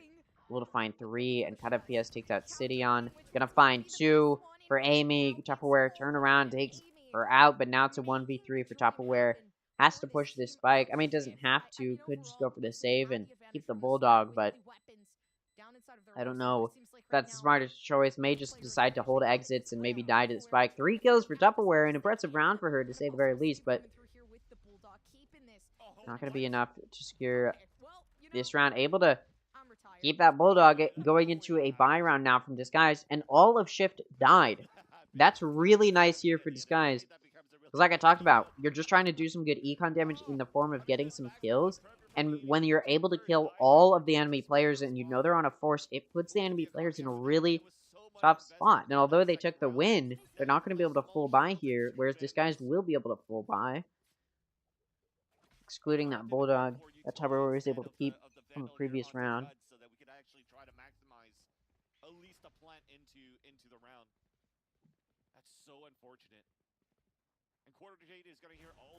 It looks like Shift going to be pushing A here. Disguise just ready for it. They've got the Killjoy util set up there, as well as Quarter Jade ready to defend from short. And now Shift backs up off of that defense from Quarter Jade. Kaide gonna spot Jazz mid, does a little bit of damage in that exchange. Truly Tenzin also there to help lock down B, and none of Disguise are on C, and it's looking like that's where Shift is headed. And they're starting to push quickly and aggressively. And now it's gonna be down to Kaide to lock down C. See if she's able to take out Cud. Also able to take out Amy, and now it's a 3v5 for the remaining Shift players. Tupperware able to find 1. Jazz gonna find 1 and another. Kaide and Tupperware may be able to take out Quarter Jade as well. No, Tenzin gonna be there to punish Jazz, take her out. Although Shift was able to do some really good damage there to Disguise, able to take out 2 of their players on a buy round from Disguise. Disguise still gonna be able to full buy going into this round. Shouldn't matter too much. And Shift definitely. Off of that second round win where they lost most of their players, it was pretty clear that this third round was going to go to them. Was going to go to Disguise. And now it's going to be a full buy from both sides. Shift, a little bit less shield, but it shouldn't matter too much. Should be pretty even. And Shift has the lockdown to use, which they may choose to, knowing it's a full buy here. Now Shift going to be challenging A, it looks like, although LFPS gets spotted, and now it's going to be difficult to challenge. They see Quarter Jade as well. They know where she is. Yeah, feeling comfortable here though, because Tenzin watching their Quarter back. Jade doesn't have the dash to get away either. Although the smoke went down, still expecting Quarter Jade to be there. And Quarter Jade's crosshair just a little bit too high. LFBS going to take her out. And now it's a 5v4 for Shift. Down towards those boxes, missing out on the shot. Yeah. A little bit too high. And I felt like It's looking like this full buy from both sides may go in the favor of Shift. This would be good for them to start making a little bit of a comeback here. Going into this round with a disadvantage. It'd be nice for them if they could secure this round and really get a chance to close that gap up. Now Disguised in a 4v4 places 2 on C and A, which means B site completely neglected other than an alarm bot. And now they do know that Shift was thinking about it. They're still not pushing B. And Shift, and it's a good choice. Shift is now turning their attention towards Garage. Likely to push into C. Kaide sets up a one-way. Smart one-way as well. It's going to prevent Shift from pushing in too aggressively. City, I'm going to find a pick. And another. And although that lockdown has come through, the push-on's going to be denied a little bit here. They need to get that spike going down. And they don't have time! They don't have time. This round goes to Disguised very narrowly. But Shift did not have time. 3 players left alive for both sides. But the round does go to Disguised. And they've secured the 10th round. Shift just barely not able to get it there. Well played there from Disguised. Going to keep Shift off of that spike for just barely long enough. Just barely long enough. Well played there from Disguised. Maybe a little bit of poor play there from Shift. Could have pushed a little bit quicker to get that spike down, but didn't. And now that round goes to Disguised. It was a buy round from both sides, which Disguised won. Although 3 players left alive for Shift means they're still going to be able to full buy this round, excluding the Guardian on Cud. Amy able to take out Quarter Jade. It's traded by Tenzin, but LFBS going to trade that off. Tupperware going to take out Jazz, though, meanwhile. Although Cud FBS looking to punish that trade, but not going to be able to. Tupperware takes quite a bit of damage, and now going to be cashed in on as LFBS takes out Tupperware. And all 3 players for Disguise that were locking down A get taken out, and now it's a 3v2 for Shift. Should be an easy post plant for them. Bird comes down through long to watch flank. This guy needs to figure out if they want to push for this or if they want to go for the save. They'll be able to full buy next round regardless of if they win or lose. Still may be good for them. Ooh, the dog comes through as Cud gets paranoid, and it's going to be good for holding Disguise back, and now they know where both players are, going to be looking to punish them. And that spike's been down for quite a while, and Disguise is going to go for the save now. And it's a good choice. I mean, this is the best call for their circumstance as of right now. Not worth fighting a fight, especially when the spike's about to go down anyway. Now Disguise still has that 3-round advantage, but Shift definitely looking towards tying it up. Definitely wants to. Definitely has the potential to as well. They're going to be on a full buy this round. It's once again going to be a full buy from both sides. Although Quarter Jade should be able to get by, but may not. Yeah, there we go. For the buy, Quarter Jade. So it's going to be a full buy from both sides. Rolling Thunder for both teams, although the Omen ultimate as well for Ari, although talking about it a lot. Omen ults are hard to use in any match at all, but especially in pro play. It's hard to utilize well.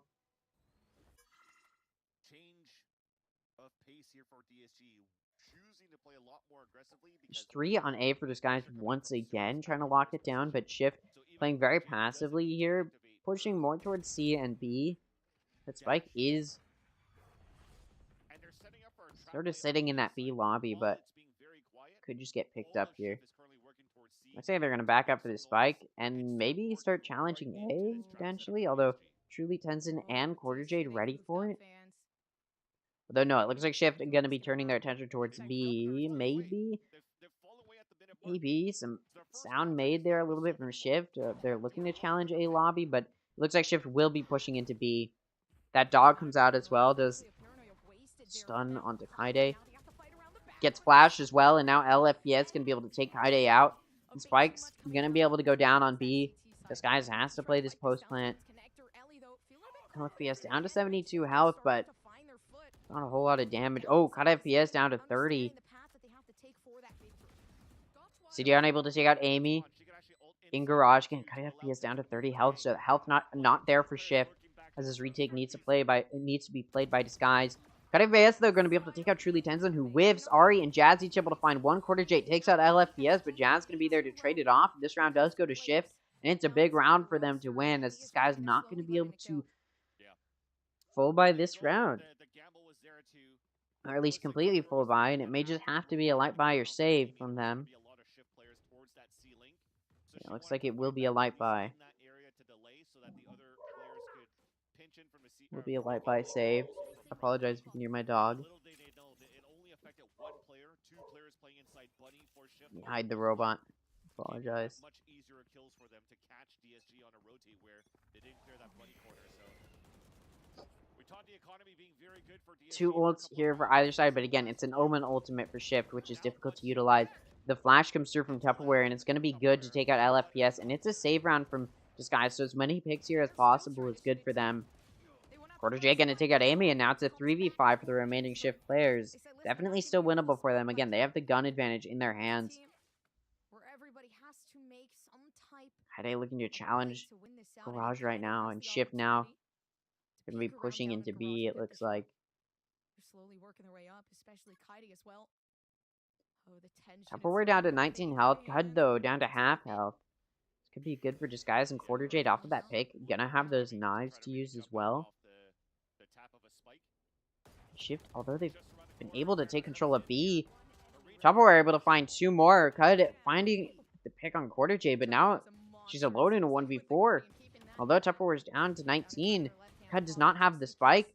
Truly Tenzin coming from behind, gonna do quite a bit of damage. And then Tupperware with 4 kills, going to take out Cut FPS. 3 players left alive for Disguise. And quite frankly, they could have won with all of their players dead and still been in a good spot econ-wise, because that was a save, and they won it. So now their econ's going to take a little bit of a good boost here. They're taking a timeout because they do want to secure these buy rounds, because they have been struggling on their own buy rounds, but it looks like their save rounds have been going okay on this map. Which is a little bit strange that their buy rounds are going a little bit worse than their save rounds so far. So you know they want to be doing some good damage here and getting these wins here. You look over at Shift and you can see those two top players for them are Jazz and LFPS, and we've seen them both pull through for their team. But the rest of their team is a little bit lacking compared to Disguise, who's a little bit more even. Of course, Tupperware with 20 kills, but then below that, 15 less than Jazz, but 11, 11, and 9 for the bottom 3. And you can see that Disguise, although their top 2 players, or their second frag, maybe not at the level of Shift's second frag, their bottom 3 players still playing better than the bottom 3 from Shift, which is what allows Disguise to have a little bit of an edge here. Taking this time out, what they really need to focus on is playing well with their util, something they tend to do better, I think, on their safe rounds, is playing better with their util, because you sort of have to rely on your util more. But I think if Disguise can try to play more, or at least better with their util here, it may go better for them. Now, it looks like Shift mostly going to be challenging A, although that spike's still near attacker spawn.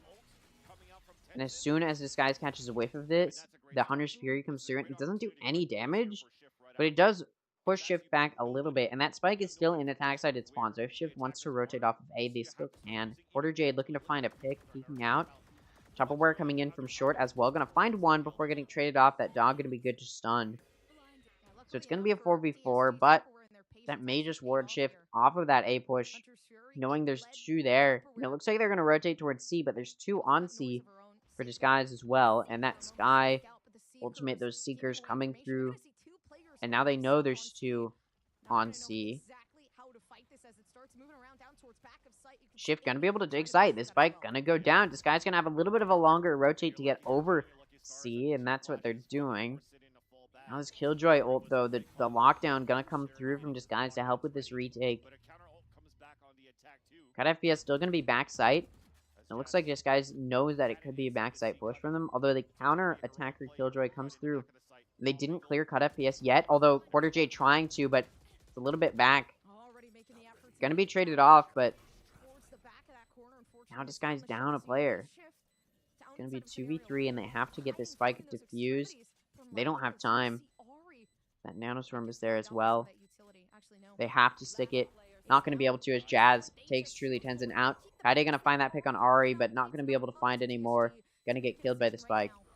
And this round does go to Shift, and they're definitely keeping it close with Disguise, making Disguise worried. And again, a little bit of an offense-sided map. So the offense going better here for Shift is not completely out of the picture. And tying it up is definitely not out of the picture, but Disguise has been able to play pretty well. Although off of that timeout, you'd expect them to maybe get a round win, but they weren't able to.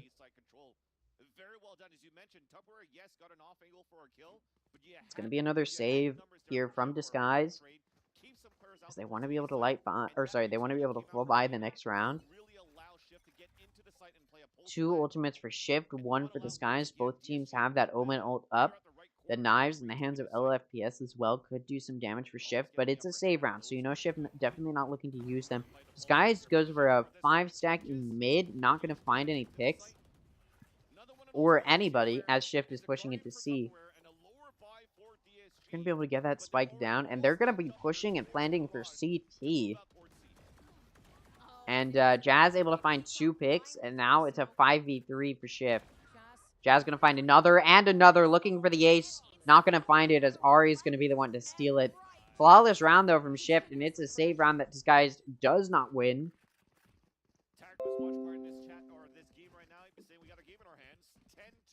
It's looking like Shift may be able to tie it up. They're only 1 round away from doing so, and they could be stealing this map back into their hands.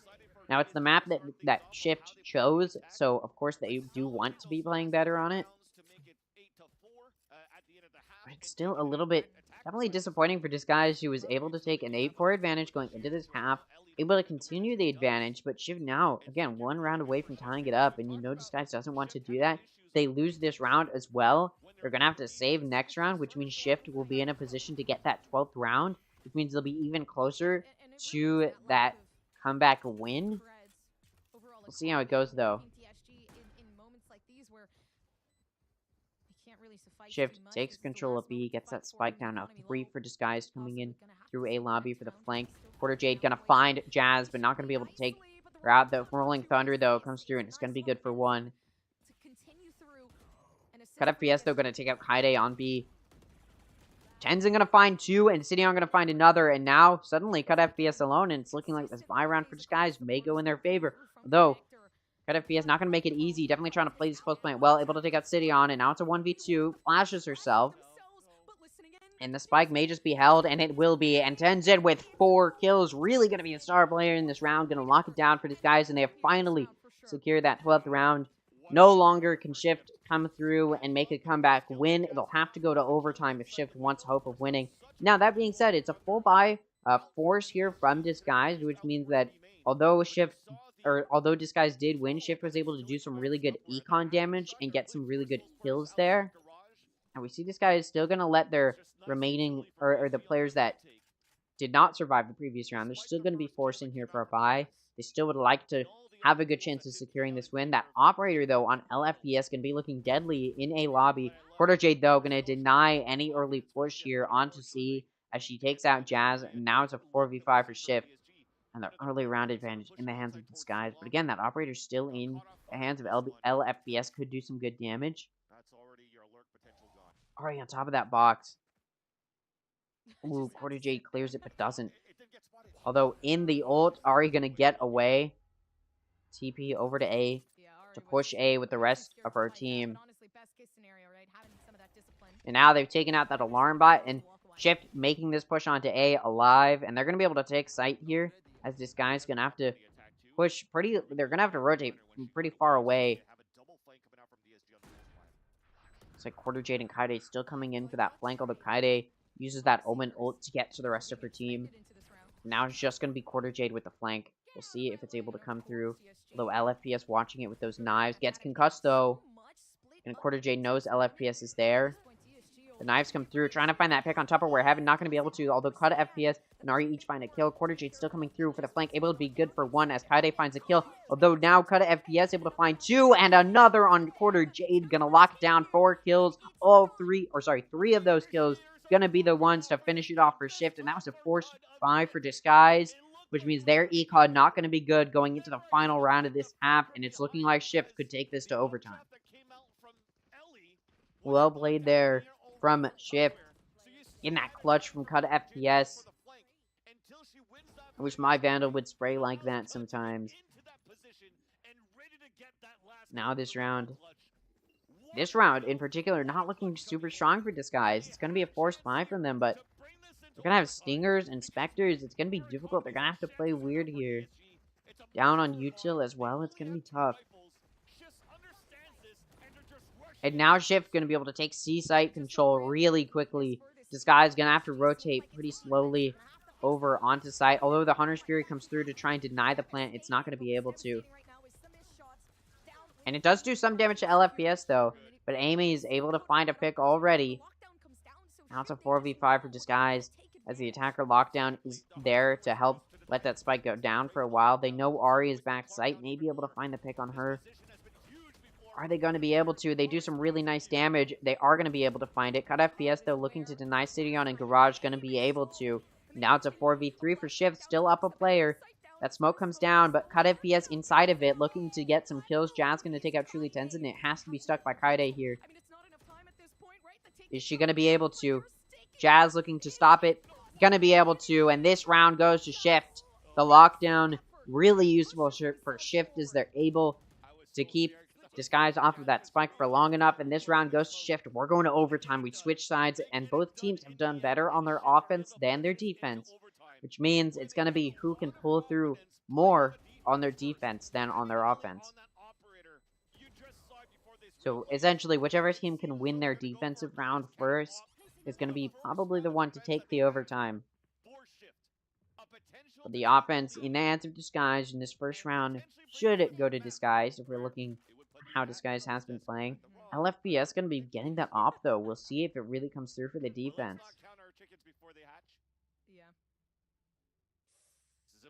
This guy's going to be challenging A here.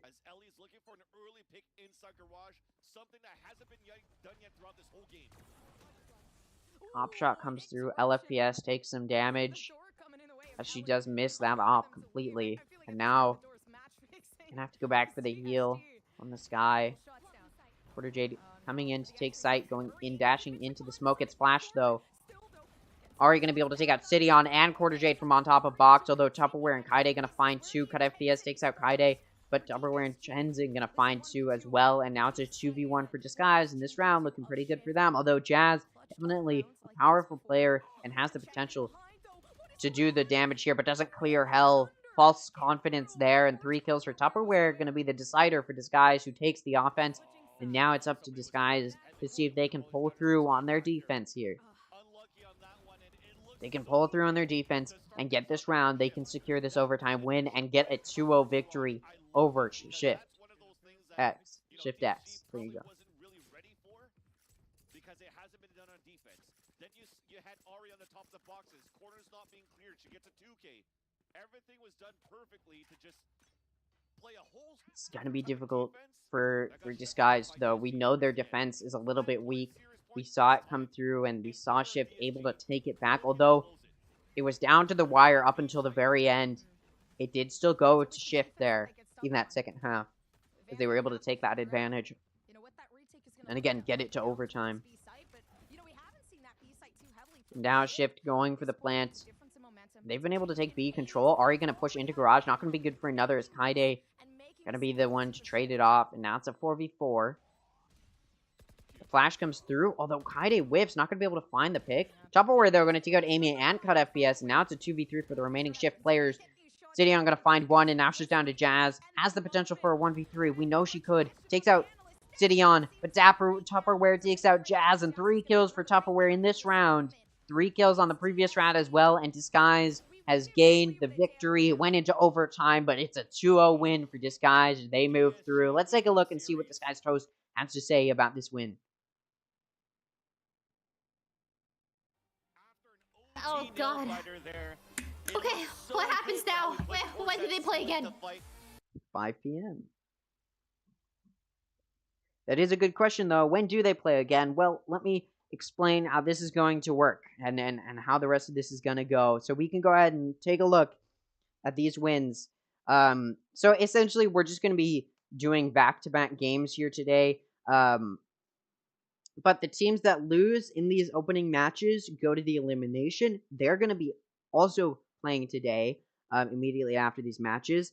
I believe there's a 30-minute break in between the ends of each game, just to give some time for the teams to recoup a little bit. Or maybe it's a 15-minute break. I'm not entirely sure, although I do think it's a 30-minute. Either way, we can go ahead and take a look at some of the results here and who's going to be playing each other in the eliminations and who's going to be playing each other in the winners. Now, Shopify Rebellion was able to take a 2-0 victory over Gifted Goldens, as well as Overkill Black, able to take a 2-0 victory over Gen G Black, which means that Gifted Goldens and Gen G are going to be down in the elimination bracket. The team that loses this matchup is done. There's no more hope for them. Now, the winners of these two matches is going to be in the winners. They're also playing right now. The winner of these matches get to qualify. The loser is going to have to play the winner of this elimination match here. This is true for all of the upcoming matches. Evil Genius is able to take a 2-0 victory over I'm Premium Vancouveri Nihilus, Imprium, I don't know. Anyways, the gist of it is, this team lost, as well as ShiftX. They're going to be playing each other in the elimination. Disguised, Game Changers, and Evil Geniuses going to be moving forward and playing against each other in the winners. The winner of that qualifies. The loser goes to face off against the the winner of the elimination bracket. So I'm Premium and ShiftX going to be playing each other. The loser of that is gone. No more hope for them. The winner's going to have to face off against the loser of this matchup. Version 1 able to take the win over Wingman Warriors. I'm a little sad. Wingman Warriors is a cool name. But Version 1 takes the 2-0 victory. Revival takes the 2-0 victory over Tempest Sky. Wingman Warriors and Tempest Sky are going to play each other in the eliminations. Version 1 and Revival are going to be playing each other in the winners match. Now, we don't have the results quite yet of this, although Complexity GX3 did win over Funky Fortniter. So Funky Fortniter is going to be in the elimination. And the Complexity GX3 going to have to play against the winner of Teddy Tactics versus KRMI. We still don't have the results from these matches. Because it's up to the teams to put the results in. XSET takes the win over Smarter Cookies. We'll see how that goes. FaZe Clan Game Changer takes the win over Scarlet. And we still don't have the results from the rest. Because again, it's up to the teams themselves to put in those results, and so it takes a little while for everything to get updated and all of that good stuff. But the first match for Disguised Game Changers, their debut match here, able to take the first win, and now they're gonna have to face up against the team of Evil Geniuses. I will go ahead and take a look at this until that match starts. I'm going to turn this volume all the way up because I really have to use the bathroom, and then I'll be right back, and we will take a look at how this match goes.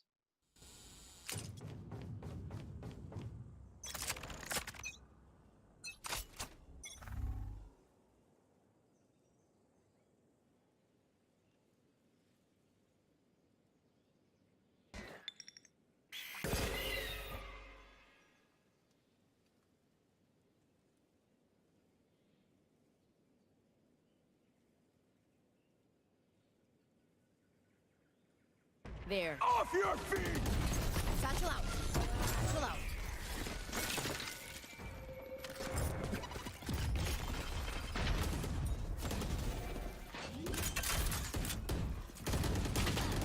All right, planted.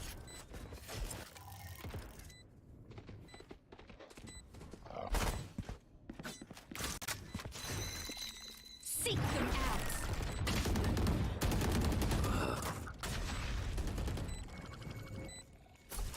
Hawk out!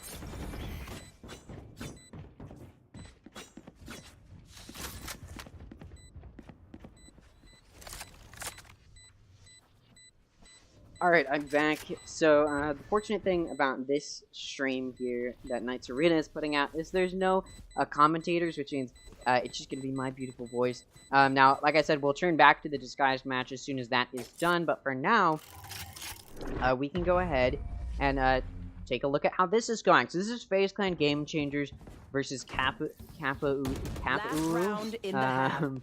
Like I said, there's going to be some weird names in here. Yeah, so far going pretty well here from these teams. Score's going to be 7-4. And this is round 2, by the way. So the winner of this qualifies for the closed qualifiers. And so this is a big match for both of these teams.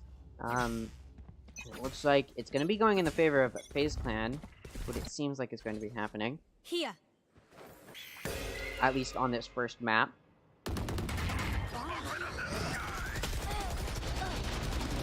And that ultimate, that Grim ult comes through, and Maddie gonna be able to take out Starry off of that. Misu gonna take out Maddie. I'm gonna turn down the audio just a little bit here.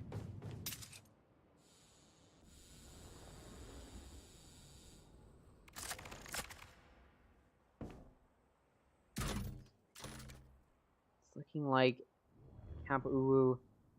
Now they are down, or sorry, it is still even 4-4. 4v4. Now Kappa Uwu gonna figure out how they want to play this, moving towards A. And FaZe Clan has done a little bit of a B read here. Now, I see Fracture as a defense-sided map because it's super easy for the defense to rotate in between the sites. As soon as you know where the offense is going, you can just rotate. It's a really hard rotate for the offense here. And that's what we just saw. Although Kampu was able to get that spike down, because FaZe Clan has such a short rotate, they were able to just pull through. A big showstopper there, going to do some good damage from Misu and Keisama, Juna 4, and then Keisama again going to find those kills. 3 players left alive for Kapu. That round just go to Kapu. They're able to keep it close. Now it's going to be 5-7, and if Camp Ulu, or I'll just call them Cap, if Cap can secure this pistol round, they are looking at tying it up and could be looking at securing this half. And like I said, I view this map as a slightly defense-sided map. Some people would argue the opposite, and that it's an offense-sided map because there's so many entrances that the defense has to watch onto the sites. But I typically view it as a defense-sided map. And now that Cap is on the defense, they may be able to take this advantage back into their hands, or at least tie it up here. And we'll see if this pistol round does go in that sort of way, if that is the direction it heads in. We'll see. Let me change my stream title just while we're in between games. Call it FaZe Clan versus Kapu. Targets destroyed.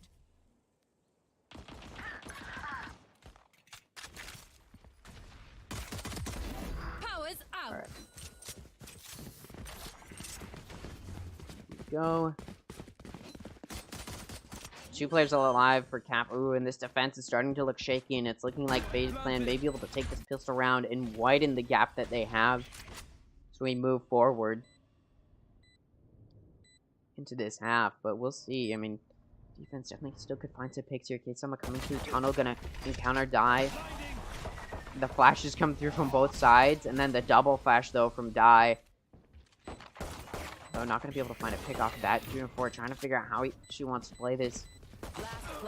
Die gonna be able to take out Keisama, and now it's just down to Juna 4. Gonna get peeked by pretty much everyone in a 1v4. Gets taken out. And FaZe Clan does take this first round, and this is really nice here for FaZe Clan, as they're gonna be able to widen that gap. It's not looking super strong for Cap, who needed that win in order to start to bridge the five. It went into this for Cap, it was 5-7, which is definitely winnable, but then we switched sides here, and which was definitely able to, it was a winnable position in the sense that they could have tied it back up. Right there. But Cap was not able to do that. They're not able to get that pistol round, and FaZe Clan gets it, which means Cap's in a really tough spot now.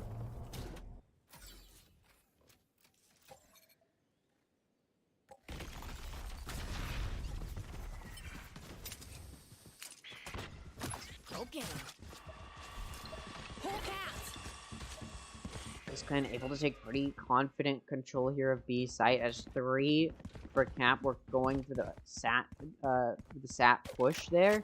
We could just try and grab that orb or challenge FaZe, but because FaZe is pushed entirely over to B, now that flank gonna have to come through, or what has to be a flank, although the turret does get destroyed. Skydog comes through and spots K-Sama in defense spawn in CT. And that flank gets spotted as well. They're gonna try and flush them out, and it's effective. K-Sama coming in to try and help her teammates, not gonna be able to, and this save round for Cap does not go in their favor. FaZe able to take it, and this gap that they had going into this half has gotten bigger and bigger as we move forward.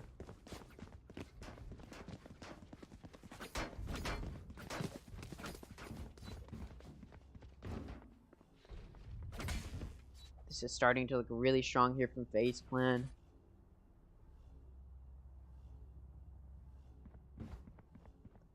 And although this isn't the match I'm here to mostly commentate on, mostly the Disguised match, I'm still going to try my best.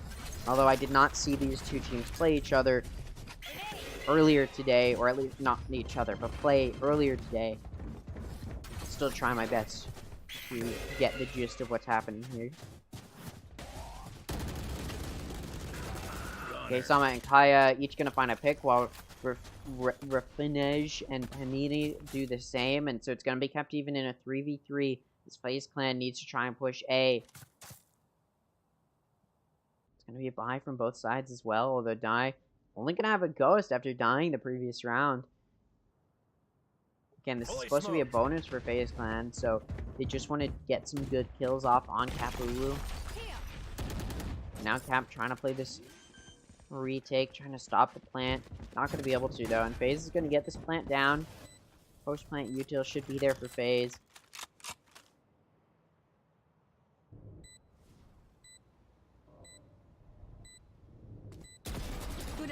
Holding each other's crosses, and Star's going to be able to take out Panini. The flank coming in from Juno 4, going to find the pick on Die, and then it's just down to Maddie in a 1v2. Going to be able to take out Starry, looking for the clutch. Not going to be able to, as K-Sama takes around. This round does go to Cap, although it's a forced buy or a full buy from them that they needed to win to get some good econ stability going, and they weren't able to find it, which means FaZe Clan now in a really good spot as they've been able to do some really good econ damage to Cap. Only one of them surviving.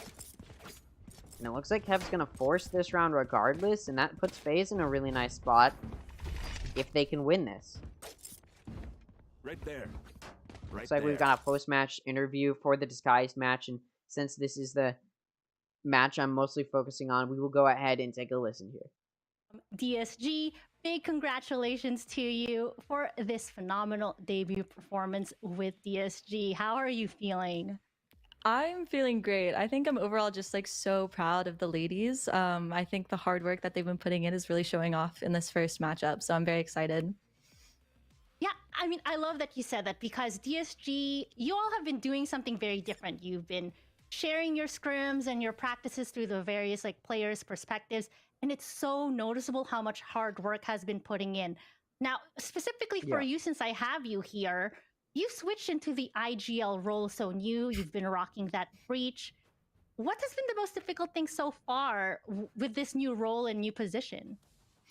Definitely just the concept of IGLing as a whole. I didn't pick it up until a week ago. Whenever we started streaming our scrims, that's really when I started getting into it. So it's been really difficult trying to like understand how to put all the puzzle pieces together and stuff. But I feel like I'm working pretty through it pretty efficiently. And of course, like role wise, I love playing just about any role as long as I get to compete. It's a fun time. I was actually going to say we were a bit surprised with that Reyna first pick on. I saw it on you, not typically something that I would see on a IGL position, but I do want to say that you did very well on that, so that was so great to watch. Thank you. Kind of corralling and being the IGL of players that have not necessarily had that competitive experience under their belt. What has been like the pros and cons that you've experienced with working with them? The thing about the group of ladies that I'm playing with is that they're all so open to understanding like the side of the competitive scene. So they're all, you know, we load into a server and they're like, Lydia, tell me exactly where to go. Tell me what to play. Tell me when to push. Tell me exactly when you want me to peek. And they're so okay with like being microed to the point to where they understand those things naturally at this point. So day one, it used to be, okay, I'm going to flash this. You're going to instantly swing because of XYZ. And now they're telling me when they want that utility, they're telling me how they want to play. And it's really, really like refreshing to see that, because it just shows how much hard work they've been putting in as well outside of the scrims and outside of the server.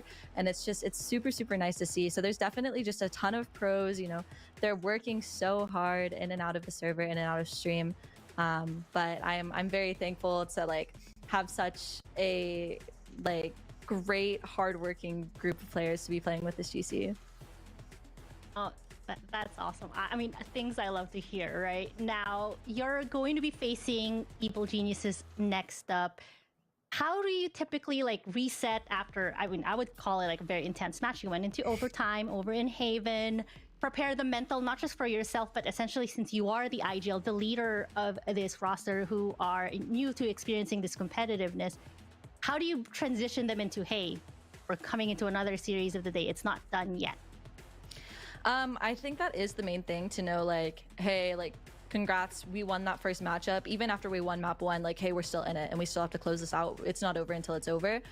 So it's kind of that mental reset and realizing we have another BO3 to play, and we know the skill of EG. We know like what they like, the strengths and weaknesses of that team as well. So it's just a matter of being able to play our O game and just play to our strengths and hope that it hits some of their weaknesses. Oh, exactly. And you know, before I let you go, I do have 2 more questions here. I guess the first one would be, I did hear like Ruin, your coach, like talking about and giving like a nice speech last night during like one of your scrimming sessions. For yourself, as you're progressing here, I mean, obviously I expect you to have high expectations for yourself and for this roster. Is it too far-fetched to ask, like, how deep do you think this run is going to go with the performances that you have so far? Ooh, I genuinely think if they keep believing in themselves and don't let them get out of touch with like the game going on, because of course it's super, super stressful whenever you load into a server and everyone has that org in front of their name and you know the skill caliber that you're competing against.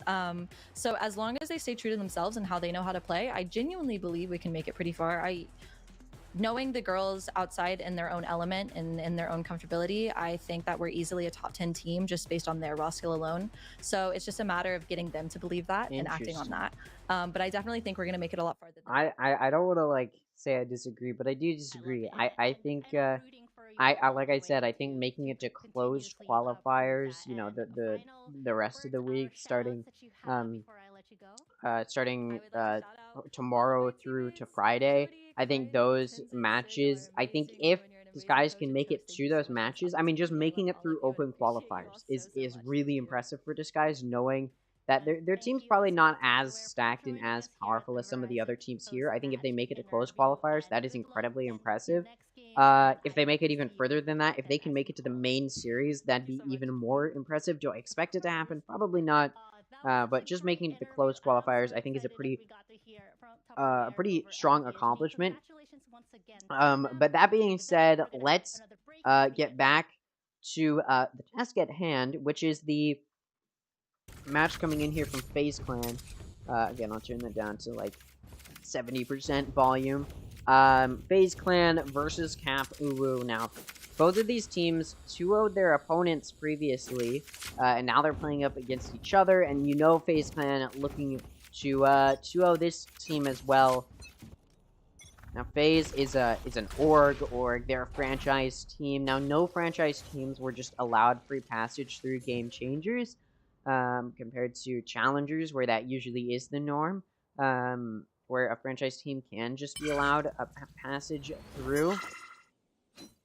But that doesn't take away from the fact that FaZe Clan is still a powerful roster. I mean, they've got more money to afford some pro players here and actually sign players. versus Cap, which is a team of people who just, you know, got together, no org, just looking to have some fun, try their best shot. We've already seen a pick here from FaZe Clan onto K-Sama. It's rezzed. Ooh, and then the judge coming through from Juna 4 is going to be good for 3 kills. And now it's just down to 2 for FaZe Clan in this round. And Cap looking to try and get this comeback alive and tie it up here. Now, I don't know who picked this map. Could probably pull it up, maybe. Let me see if I can. 30 seconds Yeah, left. let me see if I can pull it up here, if I can find it. Let's see. No, they haven't put it in, although the match has started. It's gonna be like that. It's gonna be a little bit of slow inputs here, and Cap is able to secure that round. Now they're gonna be in a position to full buy here. Now both teams can be on a full buy. FaZe working with a little bit poorer econ here, and this timeout's coming through. I'm not entirely sure who called the timeout. I imagine it is probably FaZe Clan actually wanting to deny the timeout from Cap. Ooh, yes, it is FaZe Clan who calls it.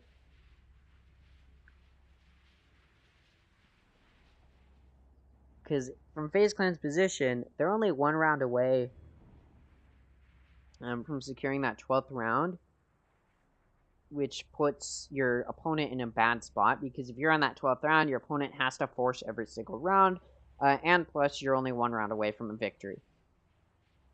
Again, this is only the first map in this matchup,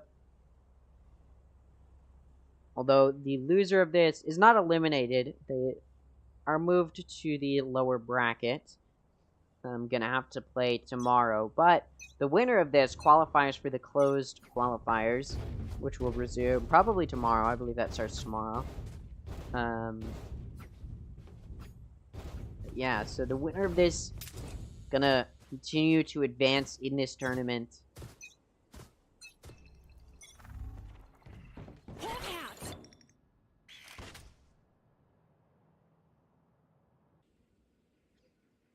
I'm trying to figure out how they want to play this.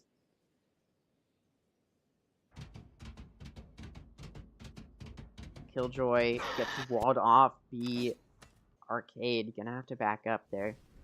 There's only 1 watching B for Cap, and it's not very well placed. As FaZe, although they were looking at it, now they're backing up and moving towards B. Cap gonna have to figure out how they want to play around that.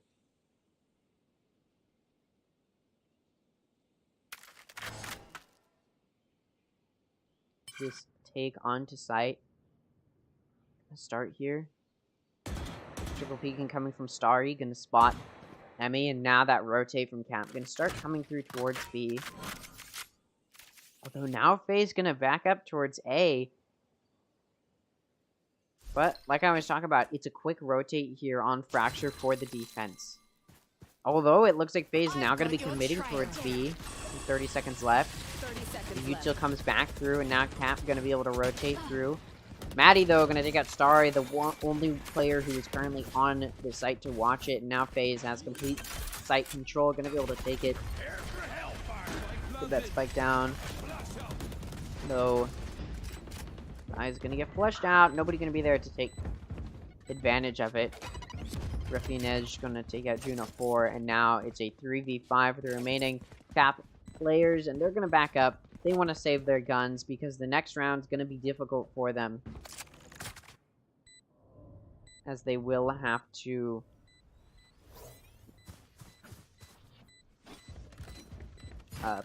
play into a situation where FaZe Clan will have 12 rounds. Which means Cap has to win the next 4 rounds in a row in order to get to overtime. Out of charges.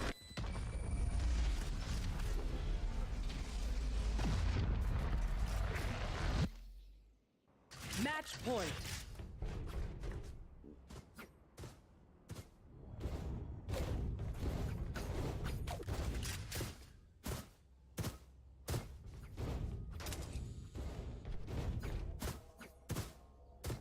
FaZe Clan plays FaZe Clan plays everything. You do everything.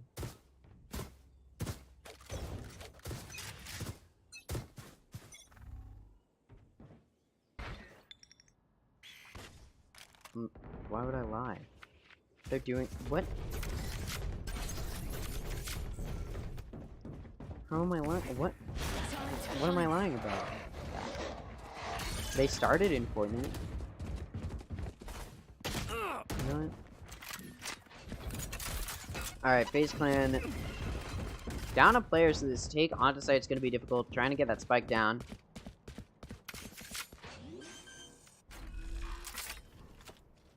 Spike planted. Fire in the hole! Satchel out. Unifor gonna take out Panini. Kaya gonna take out Emmy. Emmy does get that kill with the ult, but Misu gonna return with the showstopper of her own. And get that kill. Change of plans.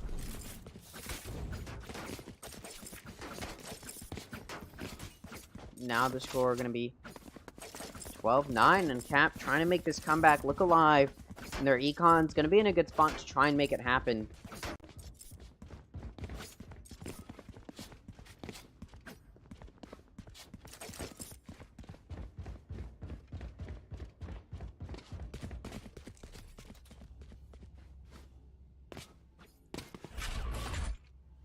And although Cap has to make a really powerful comeback here, they may be able to do it. I mean, look at Die down.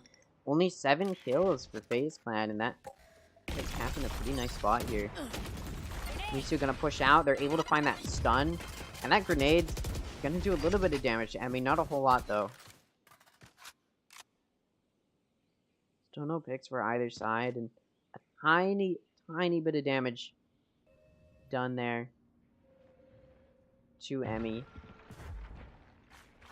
It's not gonna do a whole lot. You should run.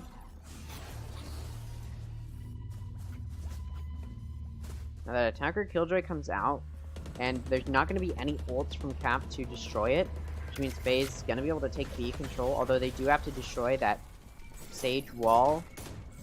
The lockdown is going to detain one in Canteen, although nobody's going to push. Nobody's going to push her. This is going to be fine, and now going to try and figure out how she wants to play this.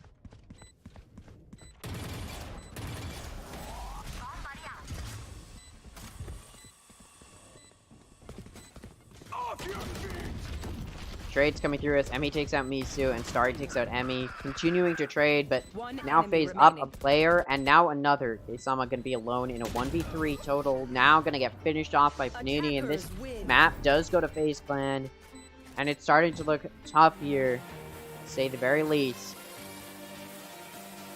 And let me see if I can find another match here.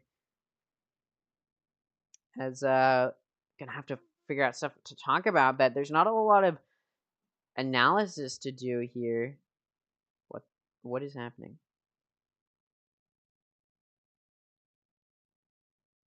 Hello? My Valor.gg does not want to load.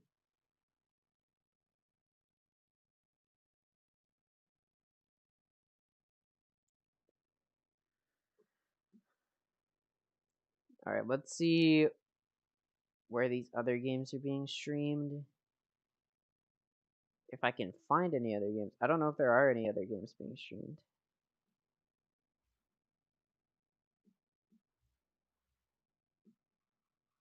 Let's see.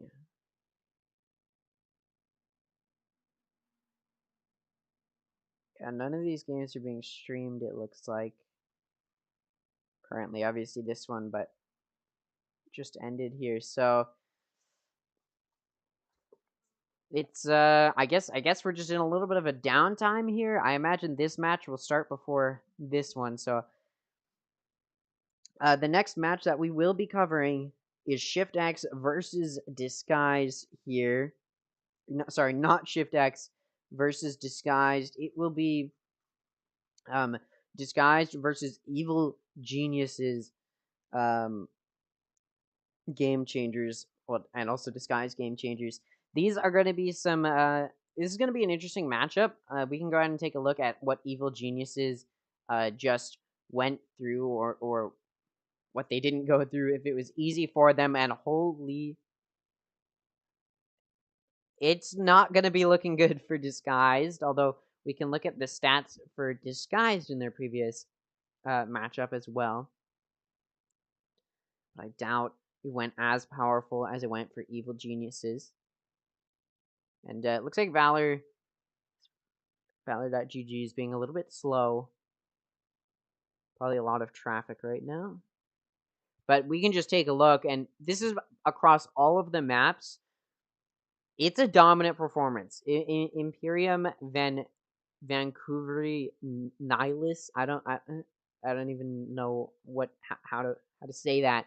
Did not do well at all against Evil Geniuses Game Changers. You look at this, 48 and 13 for Keen C, the Jet player for Evil Geniuses.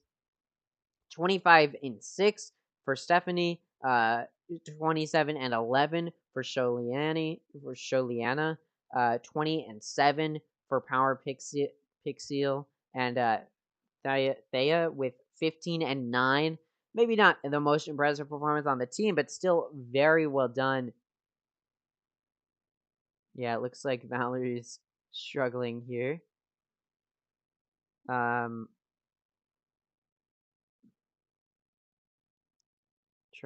reloading it, maybe.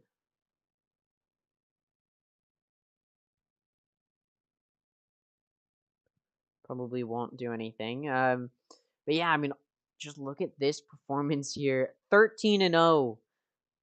Oh my god.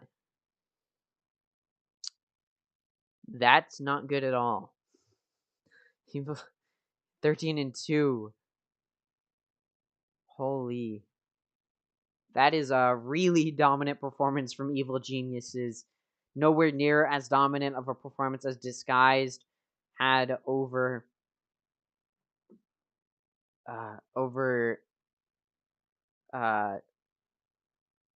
fucking Shift X.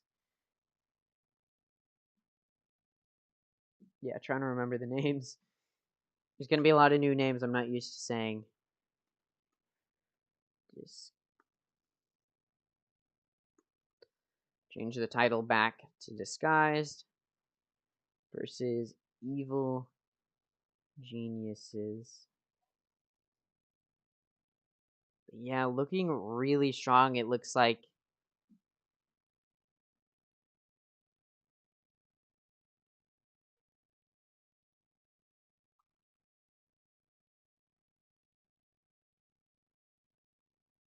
yeah, there's not a whole lot to talk about here. Maybe we should oh, it looks like Ruin might be streaming the games from his perspective, potentially. Let me see if I can pull that up.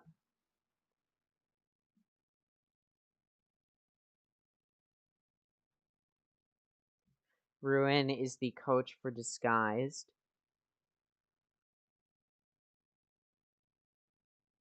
Tupperware is streaming it as well. Oh, all of them are streaming it.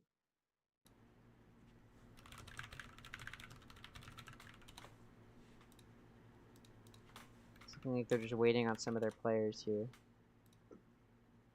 Pull this up.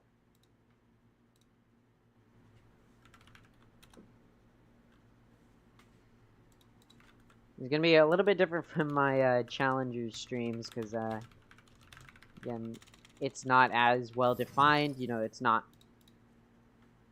You know, it's a lot of matches happening all at the same time. So.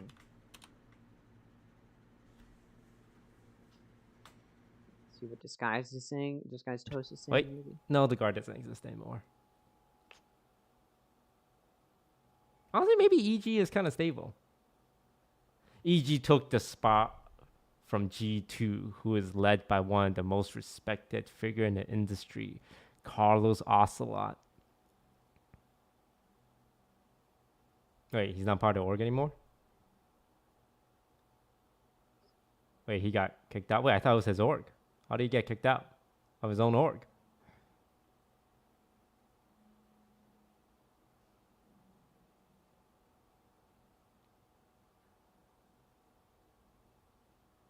EG took the Why is spot UCLA from Esports tweeting about FaZe? Disguised wins? Is FaZe still in esports? The guard? What happened with the guard? Oh, up 13%? FaZe is on the come up. How about over the last 6 months? Down 91%.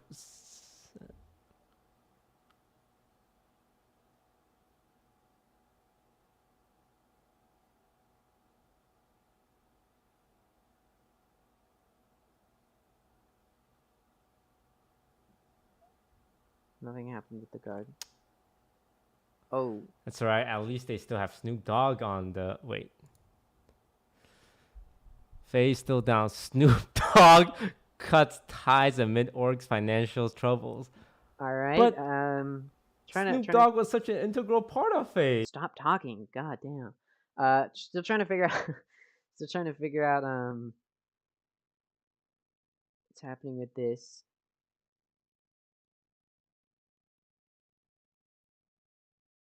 It should be a few minutes. Okay. It's a 5-minute delay.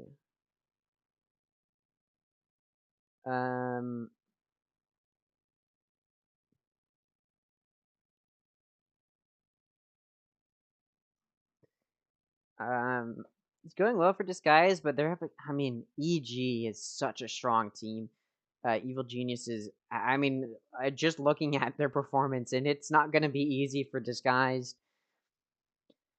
It's definitely going to be a tough match. Disguise may be looking at going into that lower bracket and having to fight against possibly Shift X again, or against Imperium Val, but I mean, it's really unless Imperium is just like a really bad team, and I don't want to be like, yeah, they suck as a team, but I feel like unless Imperium is a really horrible team and just doesn't play well, I think it doesn't look good for Disguised going into this match is the best that I can say. Oh, it looks like everybody's in, and we may be getting ready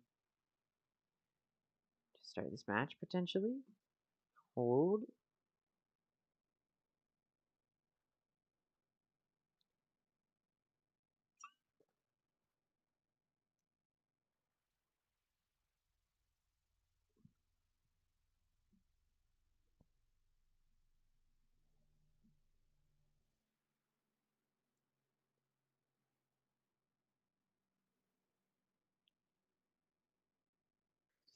Yeah, it's looking like they may be getting ready here.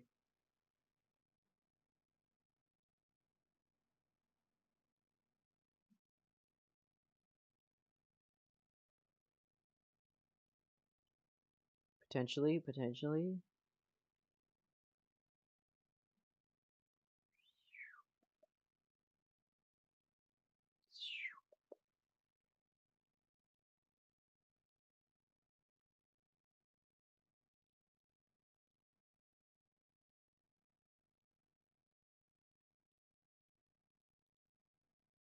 Yeah, there's like five different streams to look at for the different games here.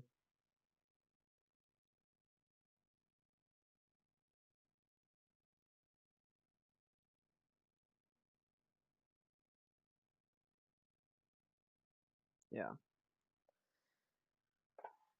Oh, this match results came through, so it's gonna be Moon, Raccoons, Black versus Ariana Grande Perfume. Nice. Dude, these team names are great.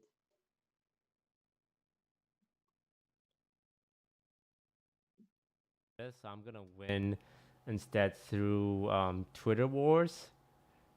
I'm gonna pull up Danny EG situation.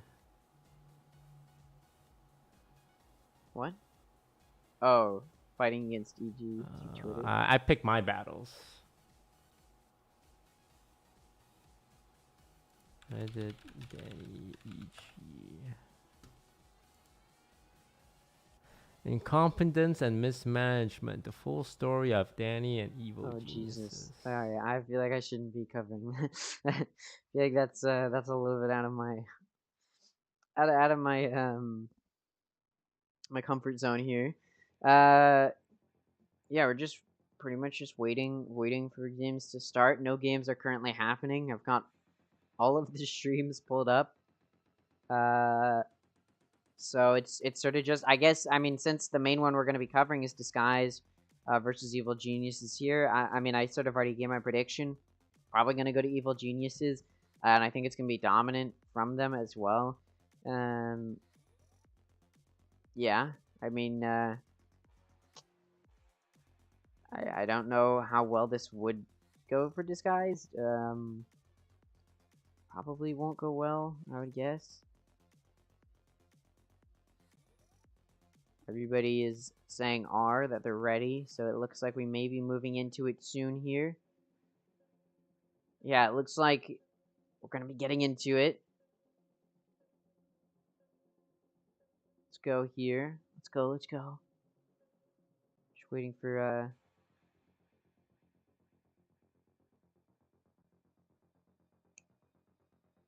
it to be pulled up here, and the agent select from Valorant Americas, or maybe Valorant North America.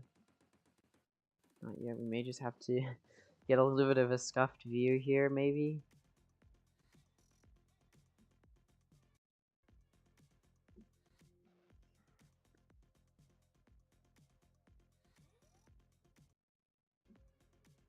This is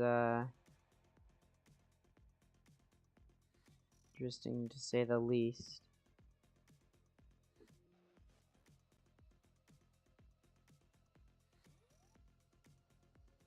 It's looking like Knights Arena may not be covering it, or these streams may not be covering it. Let me see.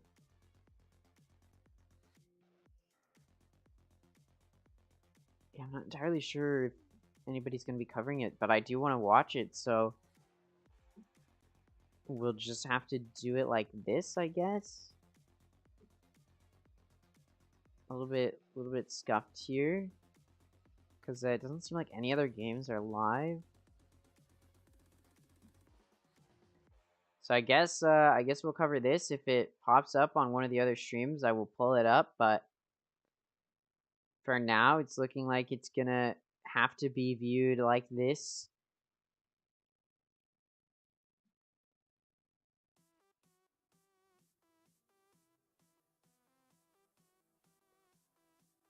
We'll see.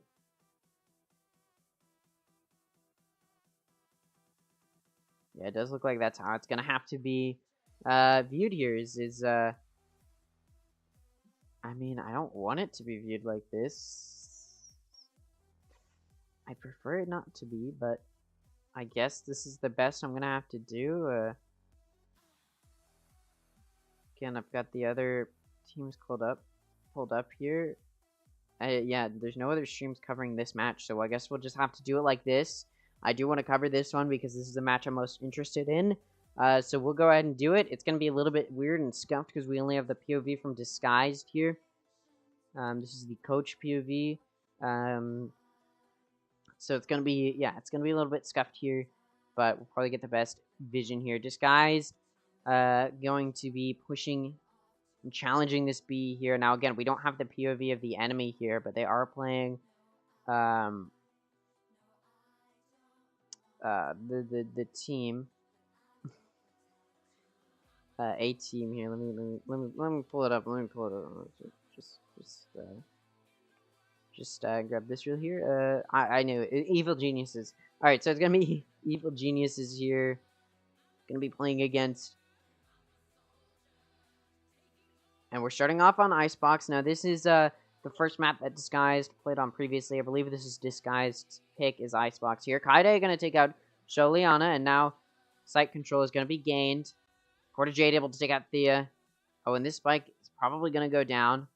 They do get vision. That one is behind Nest there, but still going to be able to back up. And now it's going to be a 5v3 for Disguise, and they've already been able to take a good round here, and Quarter Jade going to be the one to really lock it down, although dashes right into Stephanie, who's going to take out Quarter Jade. Now it's a 1v4, not going to be a flawless round for Disguise, but Sidion going to take Stephanie out, and this round does go to Disguise with 4 players left alive. That's a pretty good performance. Now again, this is the map Disguise chose, so you do want them to be doing better here. And if they were on a different map, gonna keep refreshing the page and see if there will be a stream covering this match, but I don't think so. So it's gonna be a little bit scuffed here.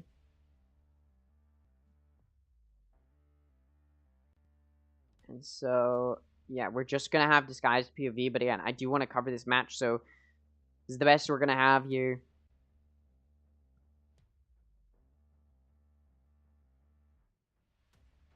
And Disguised should have the gun advantage here.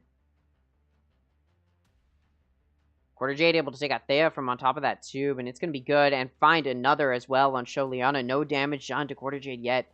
Now it's going to be a 5v3 for Disguise, and as many players left alive on this force buy as possible is good for them. Evil Genius is just going to be trying to get some good kills here and deny good rounds here. I'm going to throw chat over here.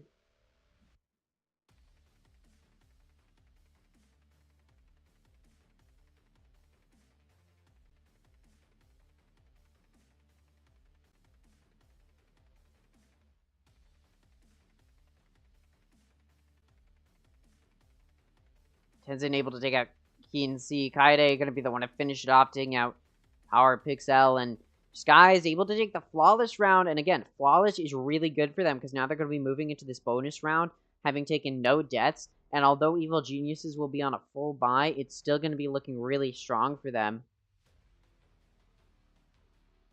And they should be able to take this round win.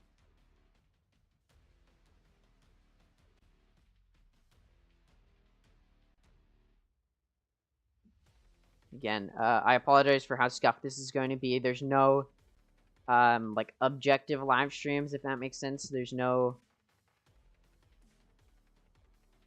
live streams that are going to be happening from, like, the omniscient point of view, where they get to see everything. Quarter J going to take out Power Pixel, and B is starting to look strong for them.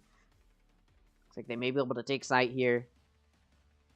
They do know one is long as Tenzin's trying to push and find it. Although Sholiana and Stephanie each able to find a pick. Sidion going to trade Stephanie off.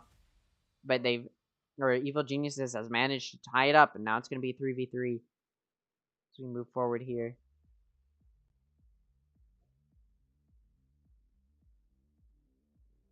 Spike's still not down for Disguise. And they may want to back out here. They've given up site control. Well, they never really gained it completely.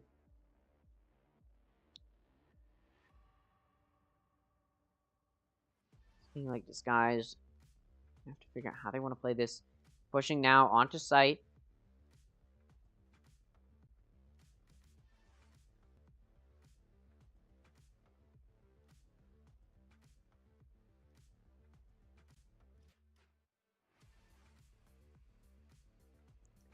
Kaide going to be able to take out Sholiana, and now it's going to be a 3v2.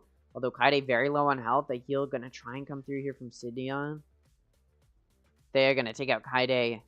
That heal not going to come through in time. And the Viper's Pit going to be good for one. They're going to take out Sidion. And this round does go to Evil Geniuses. Although it's a full buy here from Evil Geniuses. Which puts them in a nice position. Or which would put them in a nice position. And put them in a position where they should have been able to secure the round. And they did. But they took quite a big player loss in the process. Which is not good for them. As now, Disguised, that was a bonus round, so they're going to be full buying here.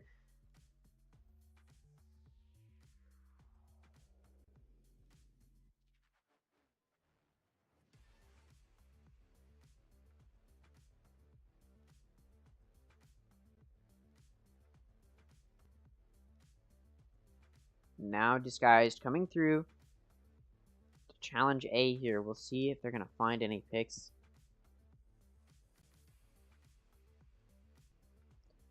Sova drone gonna come through to try and clear the site. Kinsey gonna take out Quarter Jade, and now it's gonna be a 4v5 for the remaining Disguised players, and although they do have better guns in this situation, it may not be looking too strong from them.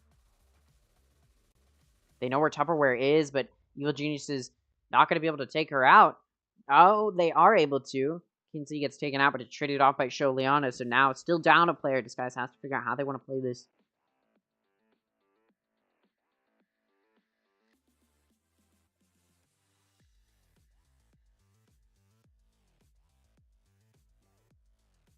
We'll be pushing into A now.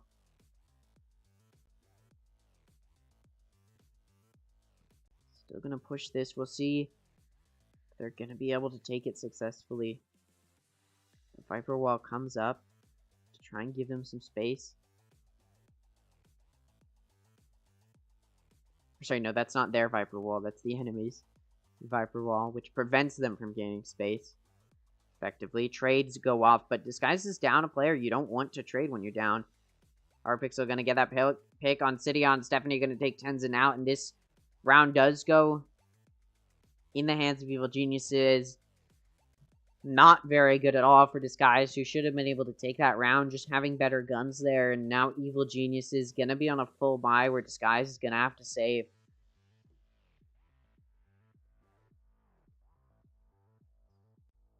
Starting to look a little bit worrisome for Disguise. Able to take a really strong pistol round, but haven't really been able to convert it into some good round momentum.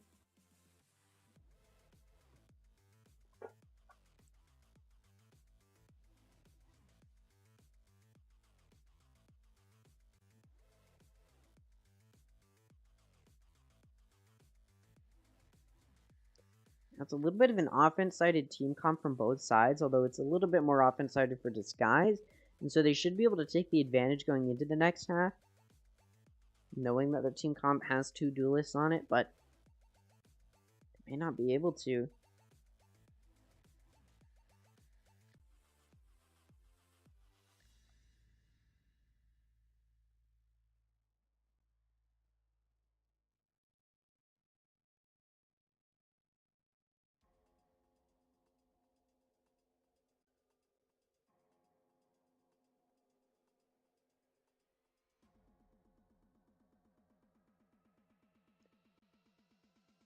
Disguise coming through to challenge B.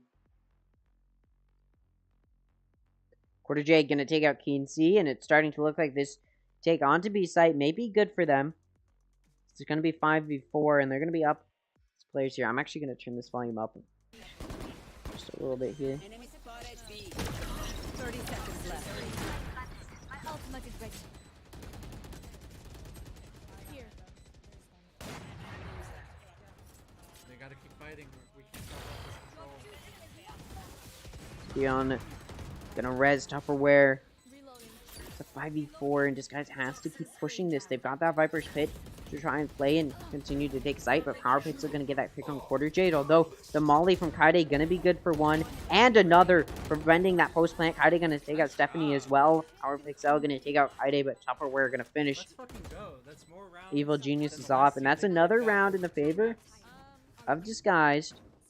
Gonna take this advantage, but again, it's an offense-sided team comp, so you want them to be taking a really strong advantage here, which they haven't really been able to do too well.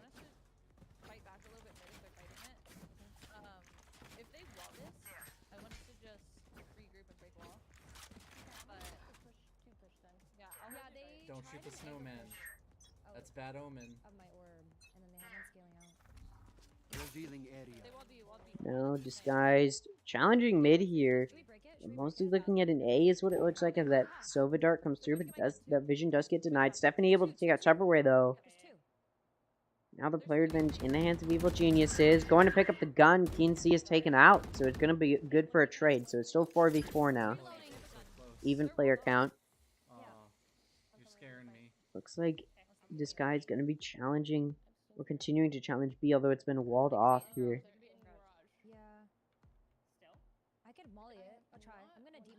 Tenzin looking at mid. I'm trying to figure out how they want to play this. For the post plant here.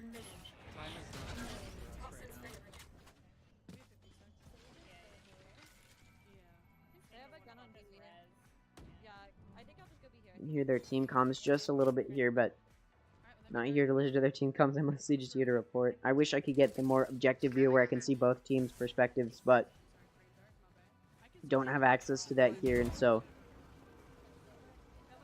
30 seconds left. Quarter Jade, though, gonna find two power picks and takes out Kaide, but it's gonna be traded off. Sidian also gonna take out Stephanie, and now it's a 3v1 for Disguise, who may be able to take this round. They are taking out Truly Tenzin. It's a save round from Evil Geniuses, and they've been able to do some good damage. Yeah, just keep pressure up. These mollies don't do anything. Quarter Jade takes out Thea. Give me 1 second. He's just gonna have to rebuy those mollies anyway. What will it be this time? Have any patterns emerged? You're all good. Oh yeah, fucking timeout, Joey. Get him in there. Get your shit together, Joey. Oh my god. Alright, I had to unmute. I mean, like, they haven't even shown anything. They're playing so passive, I feel like. Yeah. Welcome to CS. All these Honestly, the one thing I would say is, like, we can keep abusing that mid B. Like, they don't have Killjoy to stop us, and last time Jody was on tube, she literally killed 2 instantly. Looks like Disguise, So or sorry, maybe not this Disguise. time, It 'cause looks I like think Evil it's Genius is going to be but, taking a timeout, as Disguise has been able to take the 2-round lead. Later in this half, I think we definitely pull that out again, and we win. The other thing I would say, everything's been going good. I mean, I guess I'm expecting them to go aggressive somewhere. Either that, or they're going to turtle even harder. They did try like an A aggression, but since none of us was Oh, I want to talk about that too. So it's very unlikely they're gonna push through belt. Like, they're gonna just take the space and hold it. So I think if they do aggressive A again, we might be better off just going fast B. We just need to break the wall, that's it. Yeah, exactly. So Break the wall. Stack heavier towards A. Exactly. Live guys, make sure you get everything. All right, let's get it. Let's hold a bit. I want to see if they aggressive. You want me to? I'm just gonna. Alright, Disguise still trying to figure out how they want to play this. You can see them trying to figure something out as far as taking good mid control here, trying to challenge the aggressive push that they're expecting to come through from Evil Geniuses. Throw this Viper orb. I broke it. You see them playing passive here, getting ready for that Evil Geniuses push. Tenzin, can you cross B side and drone clear close? Yes. They didn't even KO knife. I'm gonna get off of this. Yep. Get down. Okay, I'm joining. Sorry, I'm joining Okay. B. What? E. Yeah. B. Okay, let me know. Big KO knife. Can you drone this to the way? Drone B. We're going A. Let's break it though. Let's break it. Yep. We need a break. Y'all break that. Sid break with, and Jody and I are gonna double work A. I'm joining. Okay. See that again. Carrie, you're alone right now. It's fine. They darted. I'm in front. Yep. Now Disguise challenging this A hit. You can see gonna find that pick with that op, and it's looking deadly. Gonna be able to dash away as well, so nobody's gonna be able to punish it. And Tupperware's been taken out. That duelist supposed to help get some good clearance onto A is gonna be denied, and now it's gonna be a 4v5 for these players. 30 seconds left. Take advantage of her position and try to get one. One screen. Yep. It's gonna be through here. I'm gonna wide swing the. I'm trying to dart right now. 1, 2, 3 now. Up there. Lock in sight. I'm doing like Needs to figure out, this guy needs to figure out how they want to take this site, but time is running low, and that Hunter's Fury comes through from Evil Geniuses to deny the plant. This guy has to go for it. The wall gets taken down. They're running out of time. This spike has to go down. Nobody's there to really cover Kaide either, which means the spike is going to get denied for the plant. Now, it's going to be flawless there from Evil Geniuses in this round. Not good for Disguise, who was just warded off very effectively. Series number 2 today, we got Complexity GS3 versus Petty Tactics. I had to bring this buddy on here, I think and we I'm know also there's that many people A. We shouldn't be trying to save wall like that. We should be fighting them, trying to win the fights, and then plant the bomb. Some audio is playing. Give me a second. I might renounce my citizen. Yeah, there you go. Sorry.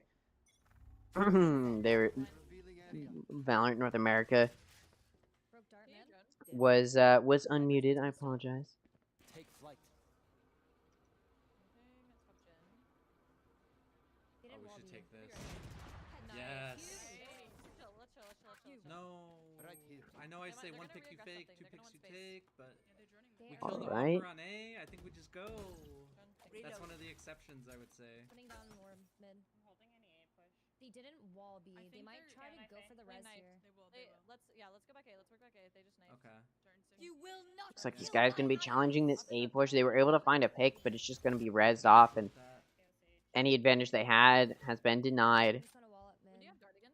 Dart is up now. They darted through. Okay. Can you dart? There. And then Tapping? we're gonna explode. Yeah, just start right side sight. Alright, I'm popping ready? it. Harun Dervish. We're popping. We're insta broke, insta broke. Yep. First chocolate and Molly. That op in Raptor is gonna miss, but Power Pixel's still gonna be able to take out Tupperware. Now the player advantage in the hands of Evil Geniuses, although Truly Tenzin gonna be able to take out Power Pixel. And now it's gonna be an even 4v4. The wall comes out from Sidion to try and deny the push from Screen, so it gets broken before the second phase can come through. No. I'm ulting off first step. No, you're not. Evil Genius is gonna find 2 picks, and now it's a 2v3 for the remaining Disguised players. Player standing. KNC gonna find that pick on Quarter Jade, and Spike can just be stuck and defused. They are gonna be there to take out Truly Tenzin, and this round does go to Evil Geniuses. Score gonna be Great spot. I think she 4-4. caught it.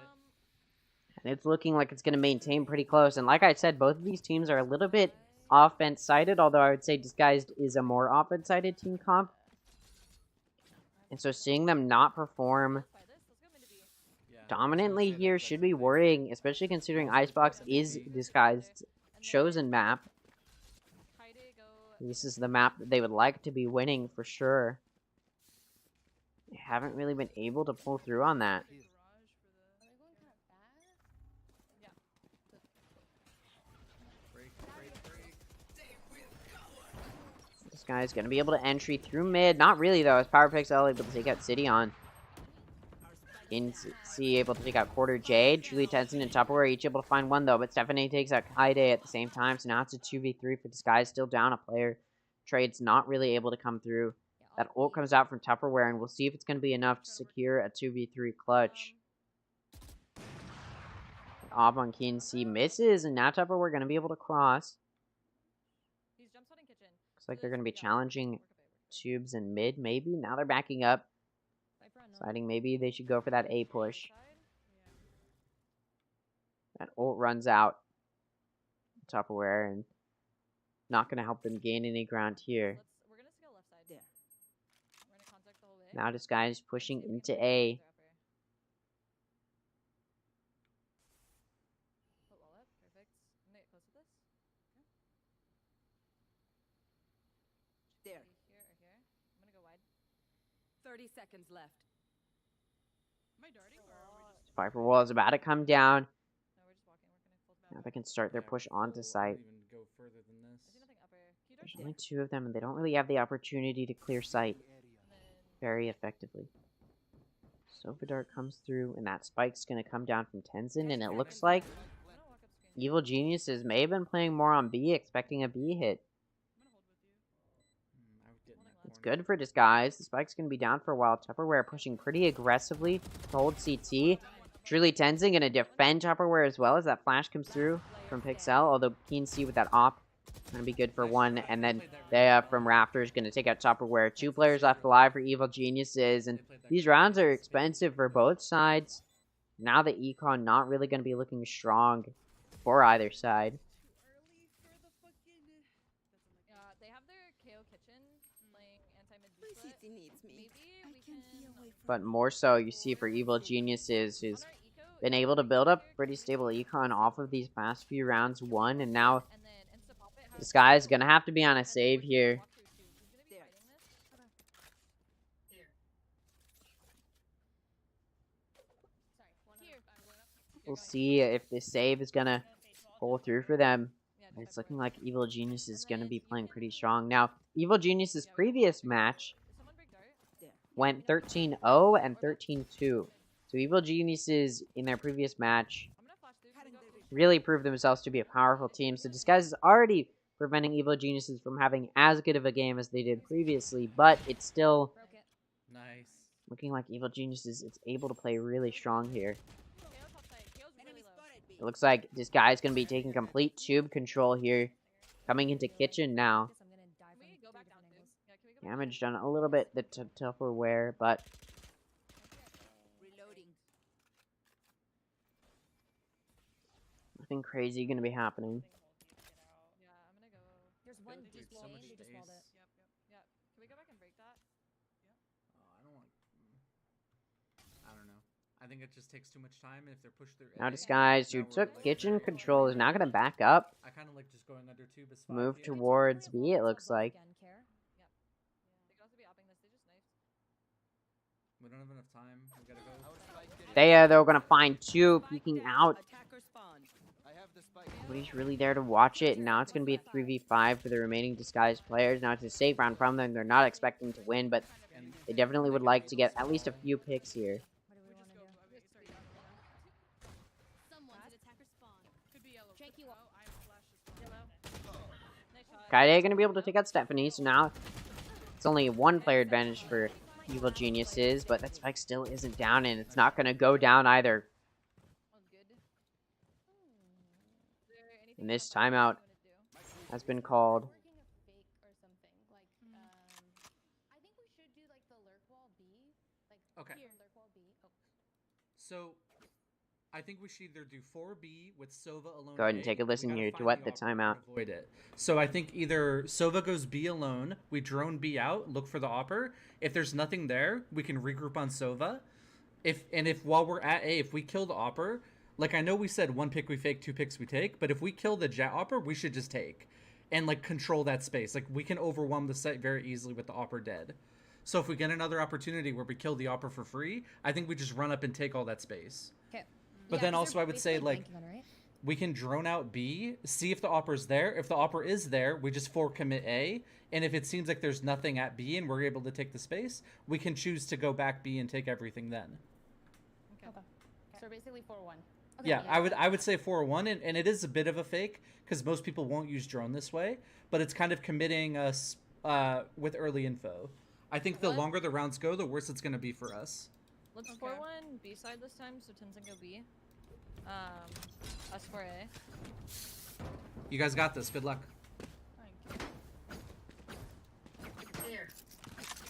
Care the KO knife there, Tenzin. Yeah. Alright, and it looks like And I'll break timeout comes out of that, and we'll see if it's going to be enough for Disguise.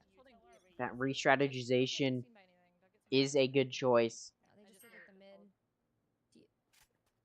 Now, Evil Geniuses has secured 6 rounds, which means it's impossible for Disguise to gain the advantage going into the next half. Some contact mid as they see each other, but Stephanie going to be getting away with a kill. Nobody there to punish and trade it off. Stephanie going to find another on Kaide as well. This is why I wanted to say, not middle. Now Disguise really not looking strong here. We can just immediately take A. This is a buy round from them as well, so now the last round is going to have to be a forced buy where Disguise will not be looking good.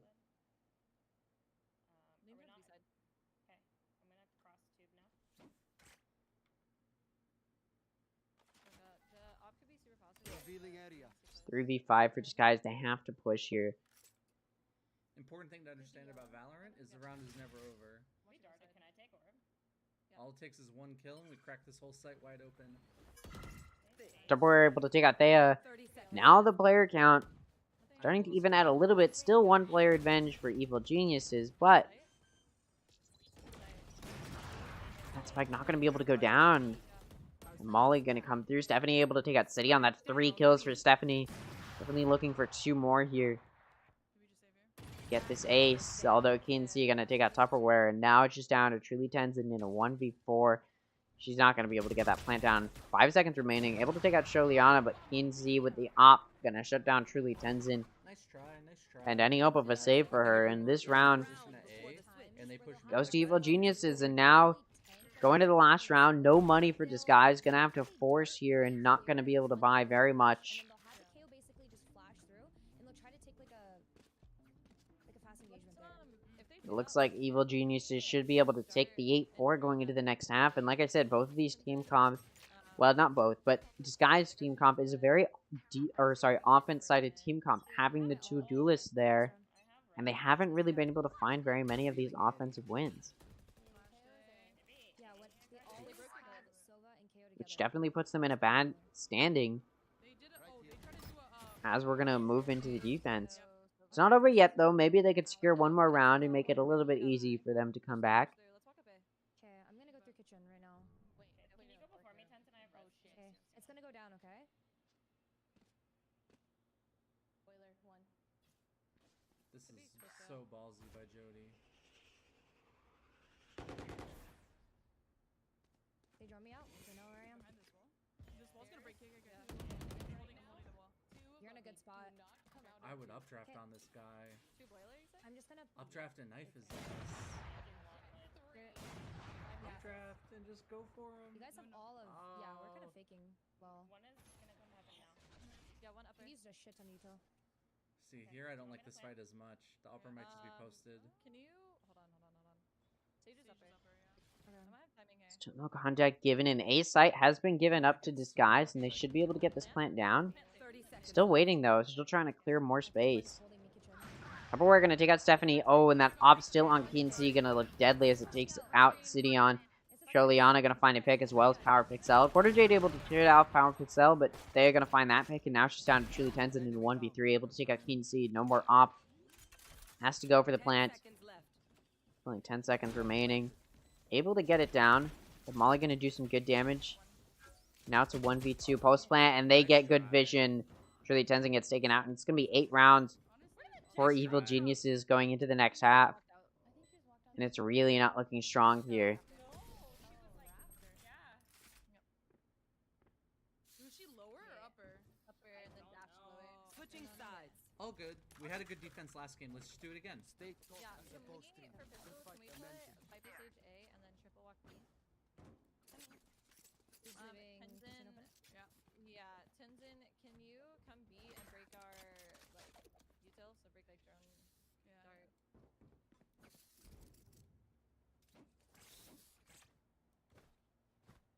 Alright, let's make sure we keep the energy up. Game's not over yet. We win pistol, we win bonus, we're right back in it. Yep. Okay, Kaide, if they come, I'm gonna wall this side. Yeah, of course. And then I can. And then I'll You and I play can. back here. Okay, I have Molly. And now we're switching sides. Disguised. If they can win this pistol round, it could be pivotal in helping them try and make a comeback here. B, they're droning. Try and close the gap that Evil Geniuses has made. The Sova drone coming through. B is going to make it difficult for Disguise. Okay, well at least we got out without all dying. Gone up kitchen. I don't know how we didn't break that. Yeah, running A. Okay, I'm walling right side this time. Just in case. I'm backside, hiding from dart. Jody, can you just... That was Sage's alt orb. They're taking it slow now. We delayed them. They haven't pushed up. My wall's about to go down soon. They haven't even moved yet. Truly Tenzin going to take out Thea. Good for her. That's going to give Disguised the player advantage here in this pistol round. Yeah, And I great think call. Okay. I think you're probably right about that. I feel like one more's there. I won't lie. I'm looking. Okay. They have no wall. They wall. Jet cross, yellow. You might swing right. Can you watch right? Spike planted. Spike's going to go down, and now Disguised has to play his retake on B, but they are up a player. Which could help them in this retake. It helps we killed the lurk, but They have a Sova dart as well to help with this.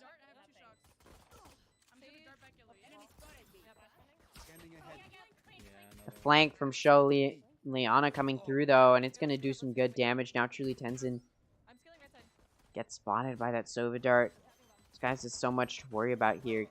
Kinsey able to take out Tupperware. Power Pixel gonna take out Tenzin. Quarter Jade able to find one. But Stephanie and Kinsey gonna shut down that retake from Disguise. Now this gap that Evil Geniuses have It was the on Icebox is getting bigger. It's so like, oh my god. yeah, when we know that there's a lurk, like Just, everybody fight pretty it, much 'cause, like, we know knows. they're there. The faster we go, the less effective that lurk can be. I'm gonna walk up fast garage here. See if I can get a cheeky pick, but you can fight A with them, Jody. You can kind of ignore mid, just fight like It's looking like Evil Geniuses is looking for another 2-0 here to secure themselves a spot in the closed qualifiers. There's a few out A lobby. Yep. One droning. Call wall when you need. One could technically be up kitchen. Kinsey gonna take out Quarter Jade, and now it's a 4v5 for the remaining Disguised players. Now again, it's a 4 spy here from Evil Geniuses, so all Disguised is trying to do is get some good picks here and do some good econ damage, but 2 kills down. Disguised means it's 3v5 for the remaining Disguised players, and just looking for some kills is gonna be difficult now. Kinsey gonna take out Sidion, and now it's a 2v5. Again, just looking for some good picks here, not really able to find any. If we're able to find one, though, Kinsey, they're going to find a pick, and we're going to take some damage. Stephanie going to finish her off, and now only one player lost for Evil Geniuses is going to make this next round a little bit easier for them to win, as it's going to be a full buy from Disguise, but it's also going to be a bonus 4 spy here from Evil Geniuses, where they can keep the guns they had from the previous round, which means it's going to be difficult for Disguise to take this round here securely, and it may allow Evil Geniuses to take the rounds here.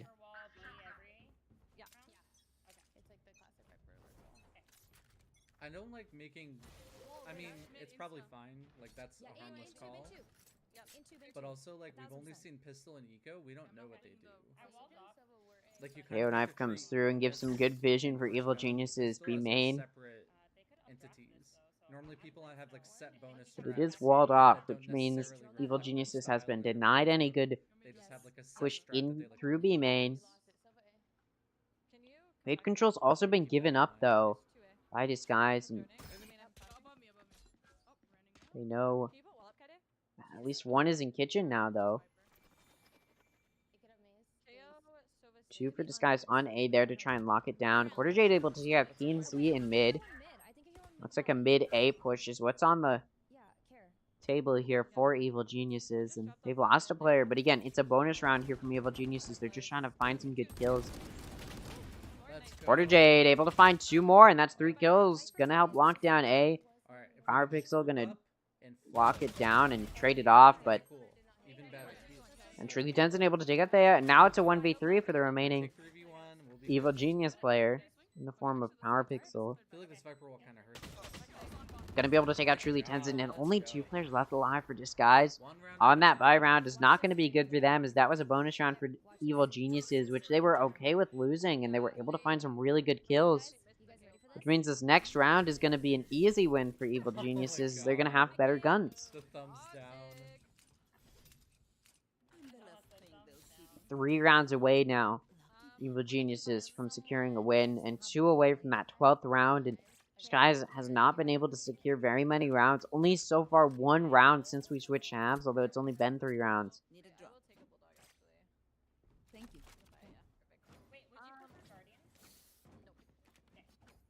But every round for Evil Geniuses continues to get them closer and closer to that victory.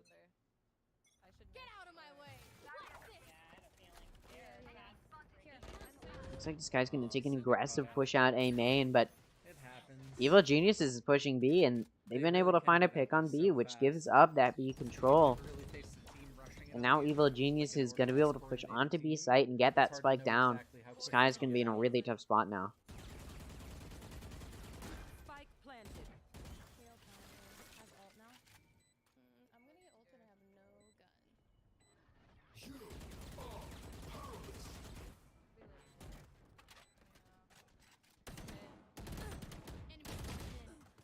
Sholiana going to take out Tupperware. Quarter Jade, they're going to take out Sholiana, so it's kept not even, but the trade comes through. Now, this guys can't afford trades. They're down a player, and Kinsey going to take out Truly Tenzin, and now it's a 2v4. Kaide going to be able to trade Kinsey off, but again, they can't afford trades. You're down a player. You want to be gaining numbers here, not losing them, and those trades come through, like I talked about. Kaide able to find a pick, but Power Pixel going to be there to trade it off, and again, this guys can't afford trades when you're down players there. So that round does go to Evil Geniuses, and now Evil Geniuses 1 round away from that 12th round and 2 away from the win here on this map. And it's starting to look just a little bit one-sided here. And this is the map that Disguise chose, so you know they feel confident on Icebox, but they haven't been able to pull through for the win on Icebox. Which means that Evil Geniuses should be able to come through here and secure the wins.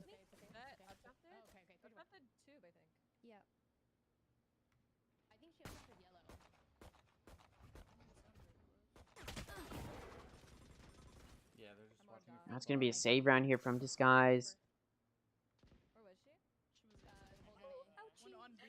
Going to be stacking mid. Not going to be able to find a pick on Sholiana, who takes out Tupperware and Truly Tenzin, looking for more as well. Maybe able to find it. They're just gonna ego us. Weapon here. Gun here. Spike is down on B. Do we just want to? Okay. We have nothing really to say. Who has a gun? This guy's down 2 players. Not going to be able to do a whole lot here. I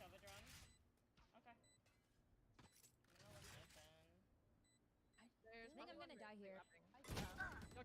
So yeah, I'm going to be able to take out the mid, which makes it a little bit even, but now City, I'm going to go for the save on that Vandal, and I think it's a good choice. Quarter Jade able to take out Kinsey. Now it's a 3v3, but that Spike's been down for quite a while. There's not going to be any time for Disguise to have hope.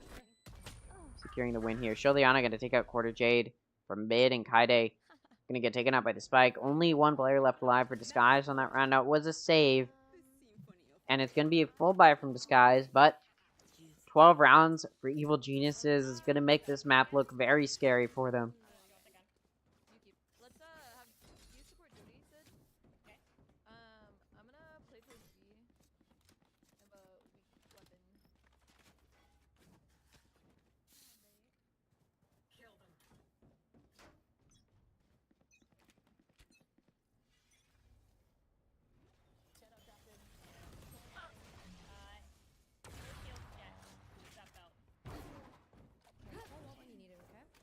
Early pick there for Evil Geniuses is making this round in a round that needs to be the start of a 7-round win streak for Disguised if they want to get it to overtime and try and secure this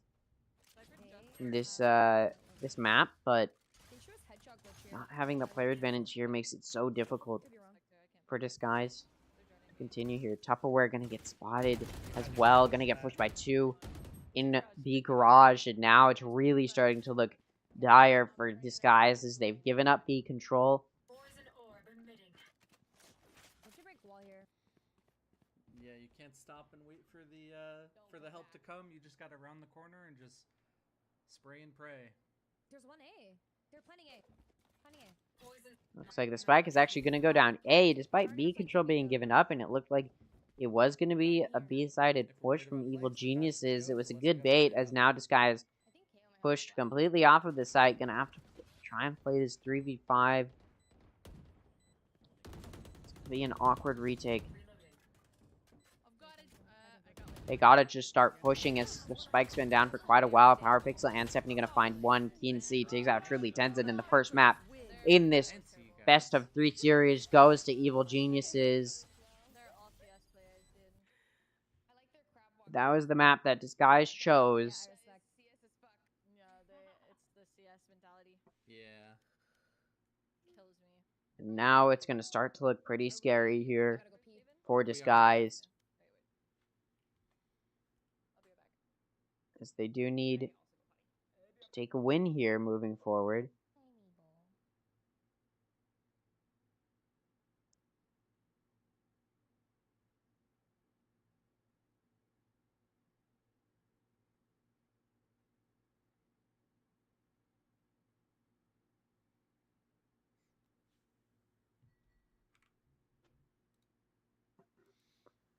Thank you guys in the chat for all the support.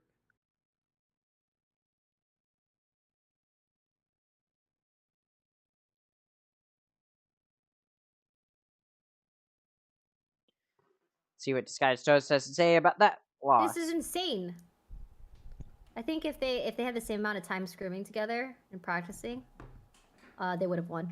I really think that. Now, I did say going into this, I think if Disguise can make it even just to closed qualifiers, they've done a really nice job. But they haven't been able to do that, make it to closed qualifiers quite yet, and it's looking like this matchup is going to result in a loss here for them. It doesn't look like we have any teams that have qualified yet. No, that's not true. Moon, Raccoon, Moon Raccoon's Black going to be the first team to qualify for the closed qualifiers. I can go ahead and show you the closed qualifiers. Now we've got one team that's moved through to the closed qualifiers. They haven't put them in yet, but yeah. We've got one confirmed team in the closed qualifiers. That'll be happening tomorrow.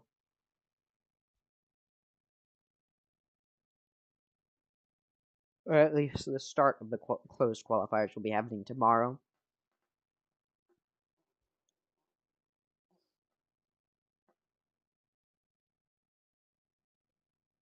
I guess while we wait for this next matchup to start, we can go ahead and take a look here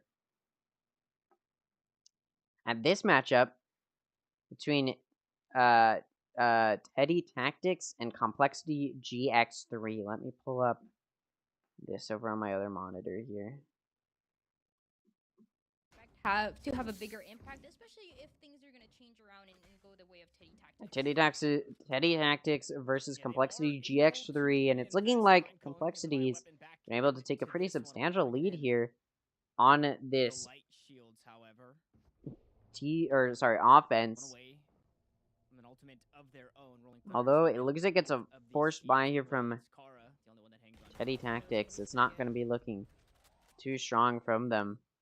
And you already saw this setup with the raise and the fade. Yeah, and they just buy it out right there. They make a little bit of noise, show a little bit of presence, and they get that. Probably, arguably, some of the scariest pieces of utility in the map are now gone. Looks like it's going to be a little bit of a slow push here, or slow play here. Although Teddy Tactics Cal going to find that pick on Jazzykins. So Kara going to be there to take out Elaborate. Although it's rezzed, so there's still going to be 5 alive for Teddy Tactics. Although, no, sorry, 4 alive for Teddy Tactics.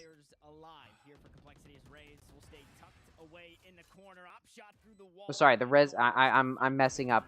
Who's killing who? Ray's able to take out Ash X True, and now it's going to be a 3v5 from the remaining Teddy Tactics players.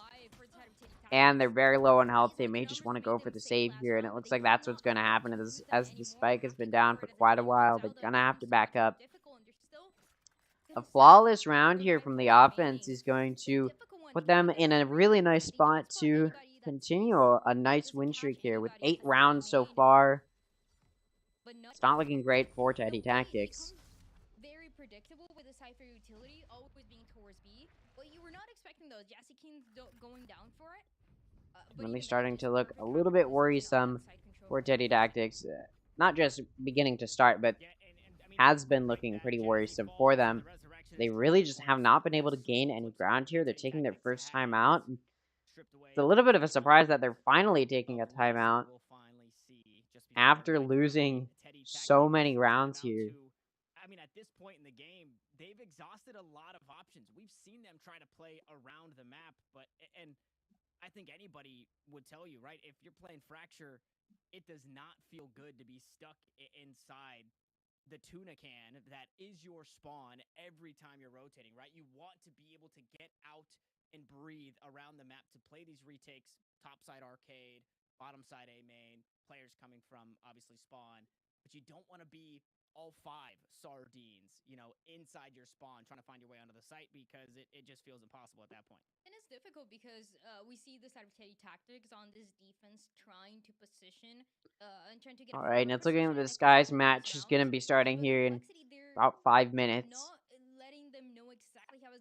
And as we come out of the timeout here, Complexity and Teddy Tactics going to figure out how they want to play this. Teddy Tactics has so much ground to try and turn around with. There's a lot they need to figure out here. We'll see, that timeout was useful, but Complexity may just be able to And let's see what changes. continue to force some good play here. The Cypher as true. The only player, however, holding on to this B Cypher now. Meanwhile, 4 stacked strong out towards A for Teddy Tactics.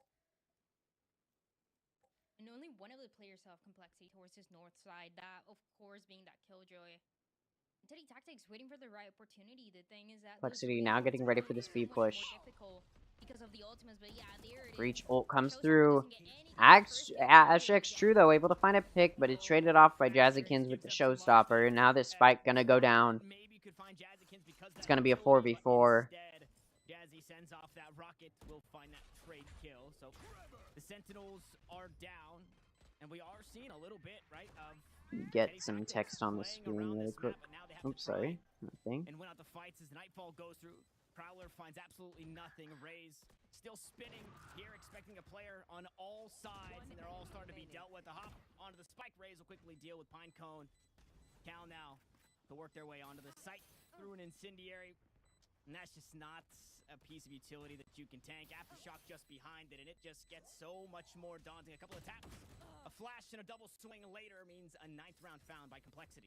Oh, and you can see after that timeout, kind of the game plan for Teddy Tactics, just playing a little bit faster, playing aggressive with those ultimates, with a Nightfall as well, but nothing to be found besides those straights. And that's the thing about Complexity. Every time one of their players Right, there you go. goes down, that being Jazzykins because he's trying to get the entry. Or And it looks like Complexity takes another round, and this dominant performance from them is not looking like it's gonna be halted by Teddy Tactics at all.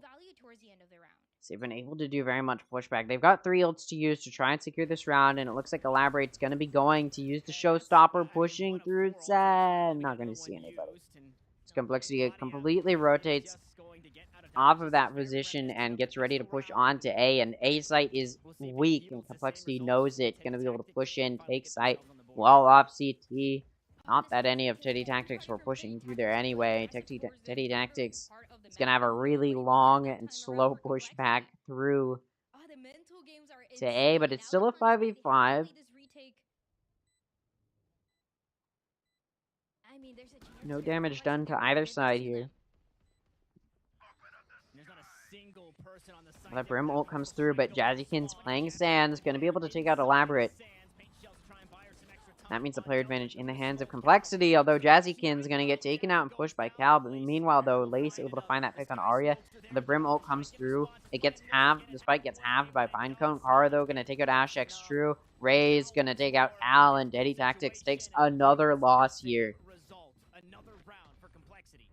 And it's looking like this round win, or sorry, this map win may go very dominantly to Complexity. Now, it is Complexity's map pick. That's important to point out. That doesn't change anything, though. It shouldn't matter that it's your opponent's map pick. It should not go so dominantly in their favor regardless. And it's definitely not looking super good here for Complexity, or sorry, for Teddy Tactics. Although, again, this is the map Complexity chose. Teddy Tactics should be able to put up a decent fight, and the fact that they're not may not bode well for the split map pick that we're about to see come through.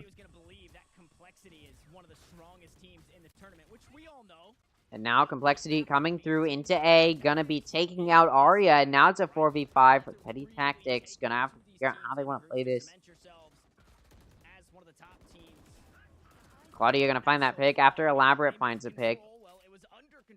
Now it's just down to Cal to play a 1v4 retake of site. Get peeked. Lace gonna take Cal out, and this round goes to Complexity. And it's gonna continue to be a strong performance from them. And it's really starting to look weak here from Teddy Tactics. I keep saying that, but it's really not looking strong here from them. I gotta be honest, I'm not looking too optimistic here. I mean, they're absolutely doing it so far. 11 rounds, zero to be found by Teddy Tactics. In a neutral tap that hasn't been utilized just yet. A tough buy here for the last one of the half. Now Complexity gonna be able to flush out Ash X True in heaven.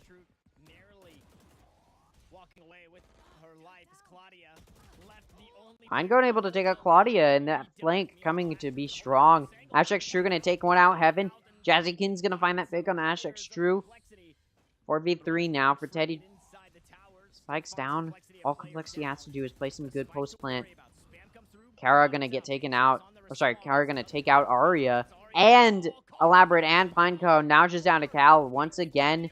Gonna have to try and clutch. Nearly able to, but it is gonna be a dominant first half here for Complexity. And I'm not just talking about dominant as in they won the majority of the rounds. I'm talking dominant as in they have won all of the rounds in the first half. The Disguise match has started, but I do want to just see if it's going to be a 13-0 here from Complexity to start off this matchup here. As it is looking like Complexity may be one of those teams to watch out for moving forward in Game Changers. Are they going to take another 13-0 today? Well, now they're not because you mentioned it, Dryad. Okay. And normally I would say when your team is, or when your enemy team is at 12 rounds, you need to just force everything you have. But because we're going into a pistol round, it's going to be difficult to try and force everything they have.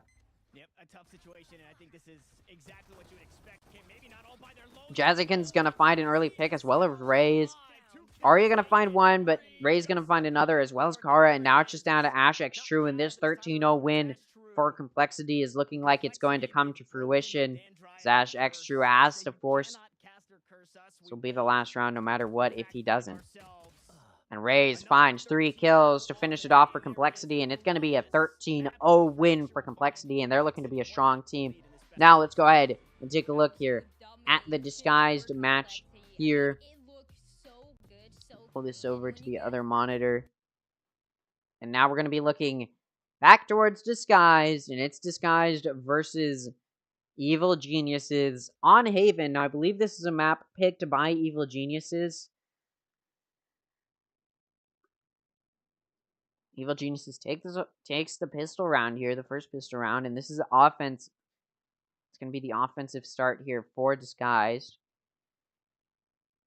Remember how I always say that Omen and Astra can be used interchangeably? Well, for the first time, we're finally seeing a team play Astra instead of Omen here, and that's what we're seeing here on a Haven from Evil Geniuses. Keen C going to take out Tupperware. That's another pick for Keen C, and that's going to continue to give Evil Geniuses really strong A control here. And now it's a 3v5 for the remaining Disguised players.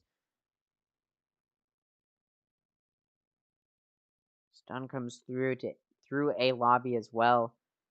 The flank from Stephanie going to be good for 1 while Kinsey takes out Kaide, and now it's just down to Sidion. And Kinsey with 4 kills going to take out Sidion. Flawless round there, and that's not at all what Disguise was hoping for. When your opponent's on a force buy like that, you want to be doing good damage. At least getting 1 or 2 kills. But Disguise was not able to find that, which means although they're going to be on a full buy now, it's not going to be an easy win for them. They're going to have to combat a good amount of rounds, or sorry, a good amount of guns here from their opponent.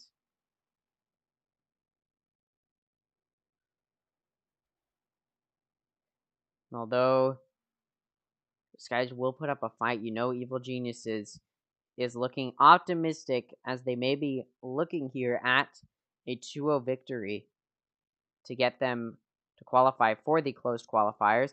Keen C gonna find 2 and then a 3rd and a 4th, looking for the ace, and she's gonna find it. 5 kills for Keen C, gonna finish off that 3rd round, and it was a full buy there from Disguised. And Evil Genius is definitely looking to continue to win these rounds. Just like they won the first map, they want to win some more here. And they had a really dominant performance in their previous match. 13-0 and 13-2 were the scores in their previous matchup. Definitely looking to continue to play dominantly here. We'll see if they're able to. This Disguise needs to figure out how they want to play this as they start pushing through to B.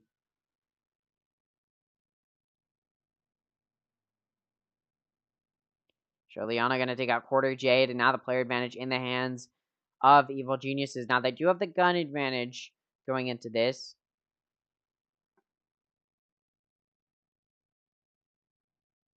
So definitely could still bode well for them.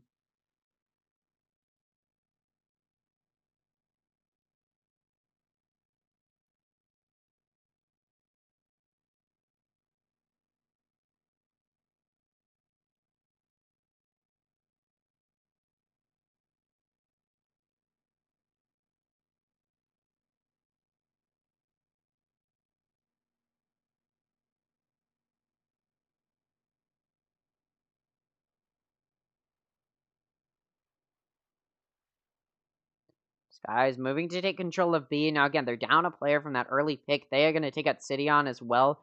And this flank coming through from Evil Geniuses is going to be difficult for Disguise to push back. Kaide able to find one pick.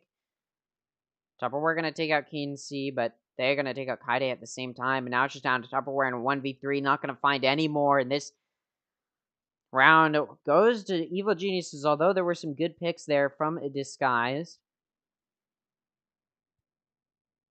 This guy's definitely going to be looking to find some more rounds here. At least one round in the first half.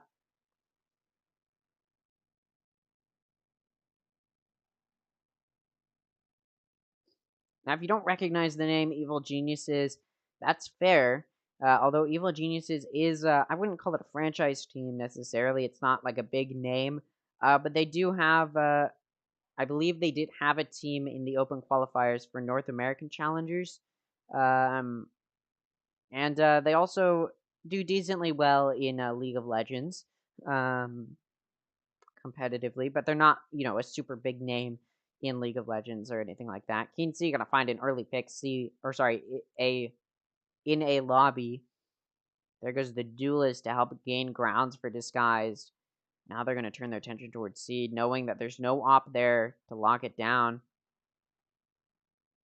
But there is some of that Astra and Killjoy util there, and it's gonna be some good pushback, and it's gonna be difficult to play through. And Sholiana with the Odin just gonna spam through and deny the push on to C. Flank coming in from Kaide from Garage, gonna get denied by Sholiana. The Breach util gonna get a final pick there.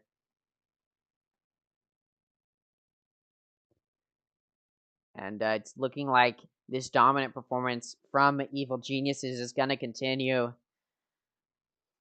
And now it's gonna be another save here from Disguised, and it's starting to look scary for them.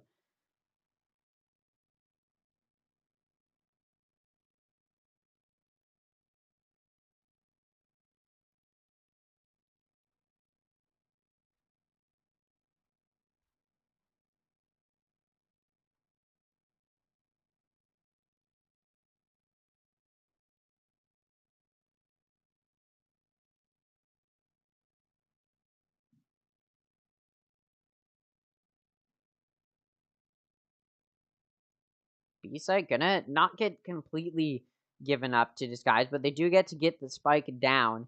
Now Disguise has to play his post-plant.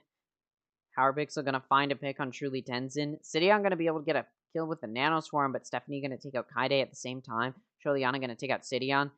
Trying to play some good post-plant. Tupperware gonna be left alone. 3 kills here for Evil Geniuses, and it looks like the timeout's gonna come through from Disguised, and it's starting to look a little bit weak here for both teams. Or sorry, not for both teams, for Disguise, as 6 rounds have been dominantly won here by Evil Geniuses, losing minimal players in all of them, in all of their rounds.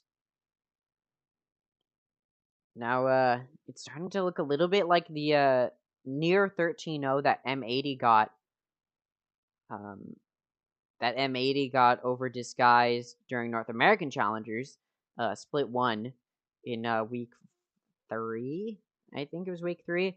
But yeah, it's it looks like Disguised's play on Haven is not looking strong for both their Challengers team as well as their Game Changers team.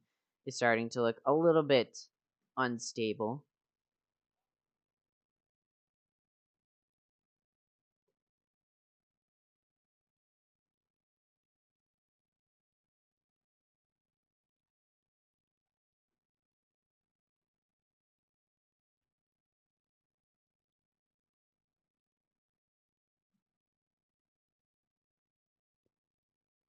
And this timeout comes to a close.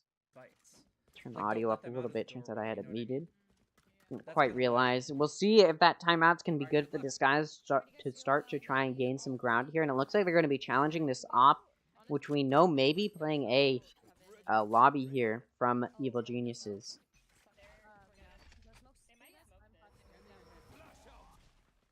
I'm gonna smoke CT for you guys, at least.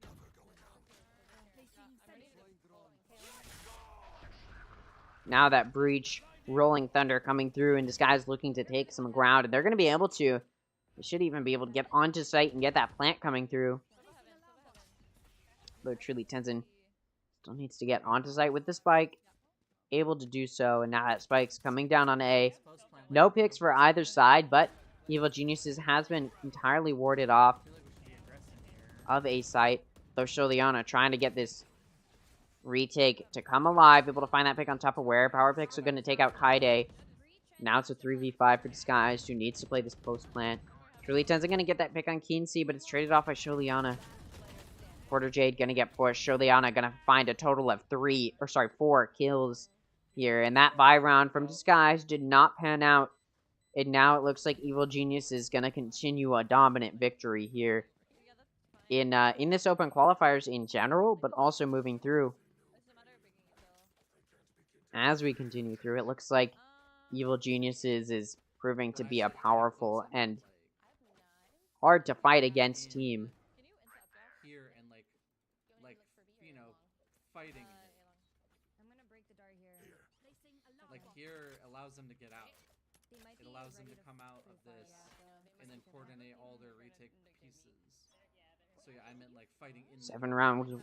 7-round wins here for Evil Geniuses is really not a good and powerful play here for them.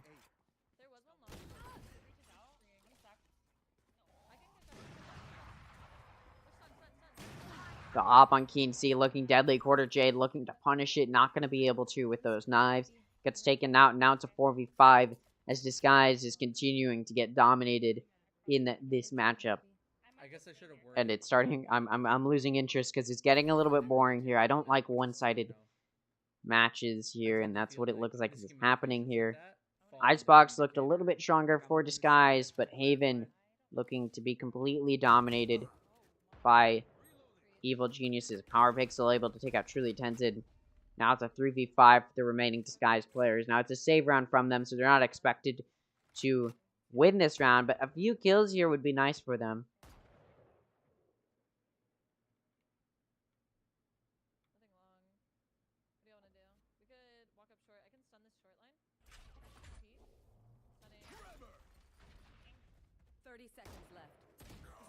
Power Pixel are going to take out Kaide. Tupperware able to take out Power Pixel, but then Keensi takes out Sidion. Peeks out once again to finish off Tupperware. One pick for Disguise on that save round. But another round in the hands of Evil Geniuses. And it is starting to look very, very dangerous here for Disguise. As Evil Geniuses is 4 rounds away from getting a flawless run in this first half and potentially looking for a completely flawless map with a 13-0 to make it a 2-0 victory for them. Even if one of us dies, if we get all the map control and can like take advantage of it. I hate to see it go in this direction. That's where it looks like it's the direction that this will be going in.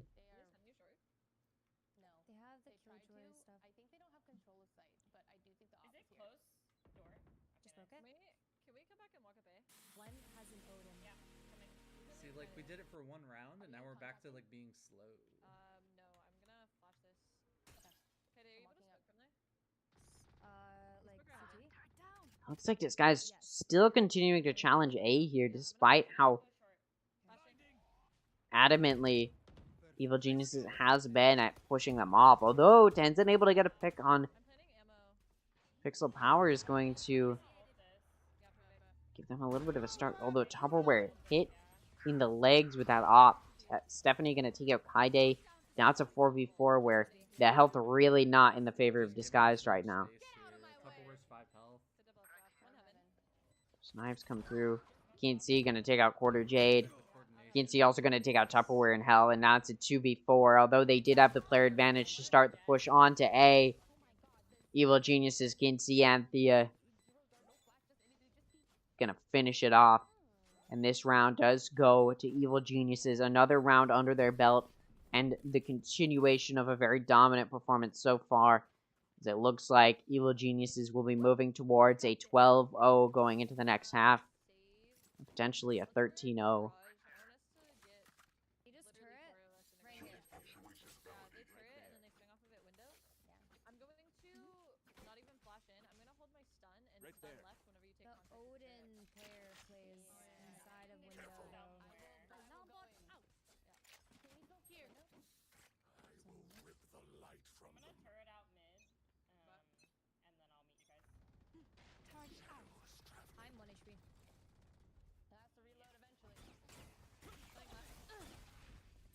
Guy's looking to take mid control into garage there. Takes out Porter Jade though, and now it's looking like this round will once again not go in the favor of Disguised.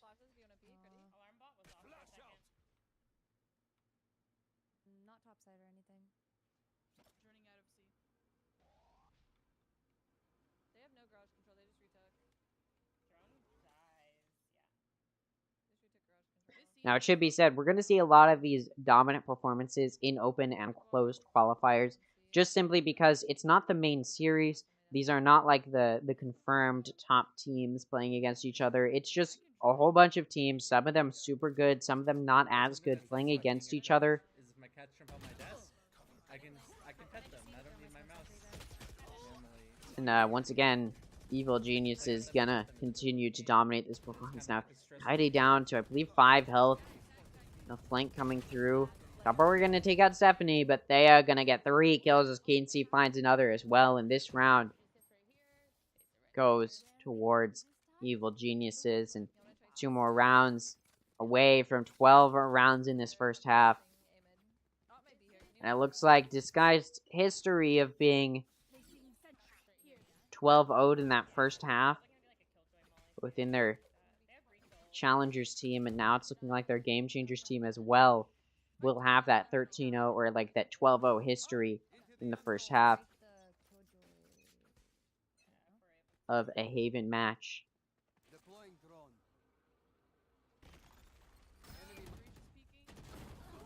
Charliana going to take a Quarter Jade, and now it's a 4v5 for the remaining players here. Nice try, I get it.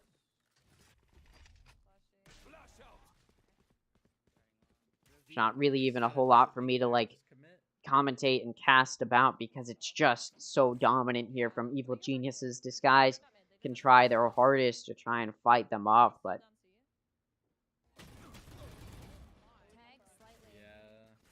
this just really will not go there for them. All of them are so confident, they're just taking their ones. Still no kills for Quarter Jade. He hasn't even died yet. 20 kills for Keen C.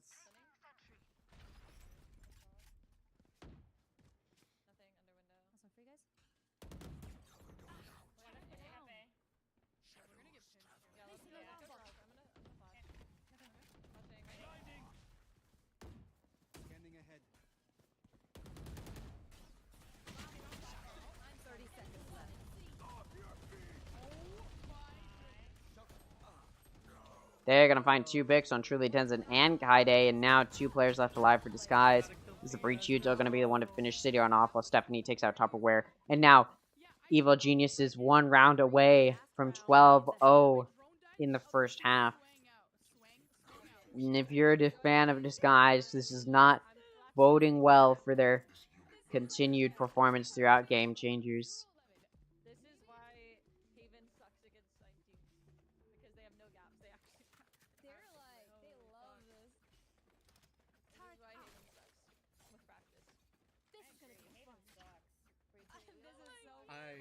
I love Haven. My teams have historically been that team that's good at Haven.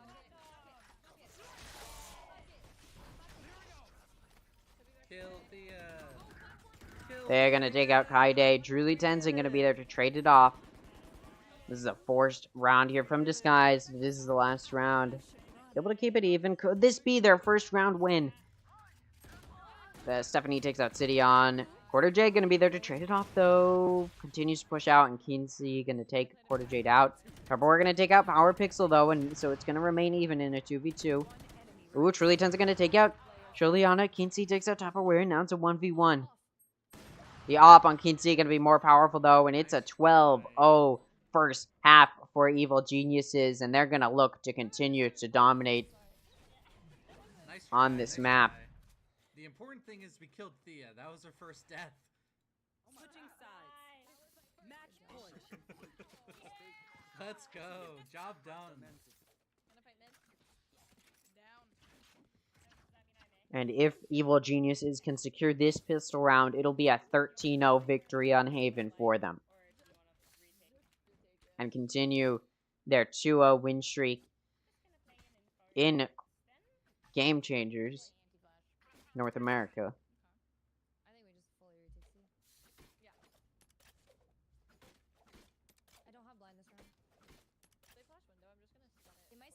Now, this matchup, or like Disguised team overall, is not necessarily meant to do super well. Just simply because it's just a little bit of a show team. Again, not meant to do the best here. It's just made up of some streamers and... One thing I want to say... I'll wait till after this round. Kinsey gonna take out Kaide. Thea takes out Quarter J. Tupperware takes out Sholiana. Kinsey, though, gonna take out Tupperware. And Power Pixels takes out Truly Tenzin. And now it's just one remaining for Disguised. Sidion gonna have to push here. Has to play this retake in a 1v4. And it's looking like it'll be a 13-0 victory. Sidion has to move. There's no point in saving. You gotta go for it. Spikesman down a while. Takes out Power Pixels. The Astra Util gonna push her back. Has to keep going. There's no point in saving. And Thea gonna be the one to finish Sidion off. And it's a 13-0 victory for Evil Geniuses as they're gonna continue their round. And they have qualified for the closed qualifiers, which will take place, or the start of them will take place tomorrow. What does this mean for Disguised? Well, they've lost this matchup. They're going to move down here. We'll see if, doesn't look like those scores have been put in. But Disguised will be playing the winner of Shift X versus Imperium, which I believe will probably go to Shift X. So Disguised may be playing Shift X again, but Evil Geniuses has qualified for the closed winners. Let's see if any other scores have been put in. FaZe Clan Game Changers has qualified for the closed qualifiers as well as Team Karma and the Moon Raccoon. What is it? Moon Raccoon. Moon Raccoon's Black. There you go. So far we've got 1, 2, 3, and then of course 4 Shopify Rebellion, and then 5 now of those teams have qualified so far. Tomorrow we're gonna finish off the open qualifiers and start the closed qualifiers. Let me see. As much as I would love to continue, I mostly just wanted to cover Disguised today. So tomorrow I'll be back to cover everything else. Again, to continue to cover Disguised, and then we'll talk about some other other matches as well. Let's see what Disguised has to say about this loss. Okay, Shopify Rebellion qualified. Didn't see that coming. Oh my, wait, Genji went 0-0? A professional. Alright, definitely just looking on the bright side, but I'm going to end this stream here. I'm hungry, going to get ready to eat some food. Thank you guys so much for watching, and I'll see you all tomorrow to continue Game Changers. Tomorrow's also my birthday, so yeah, we'll see how that goes.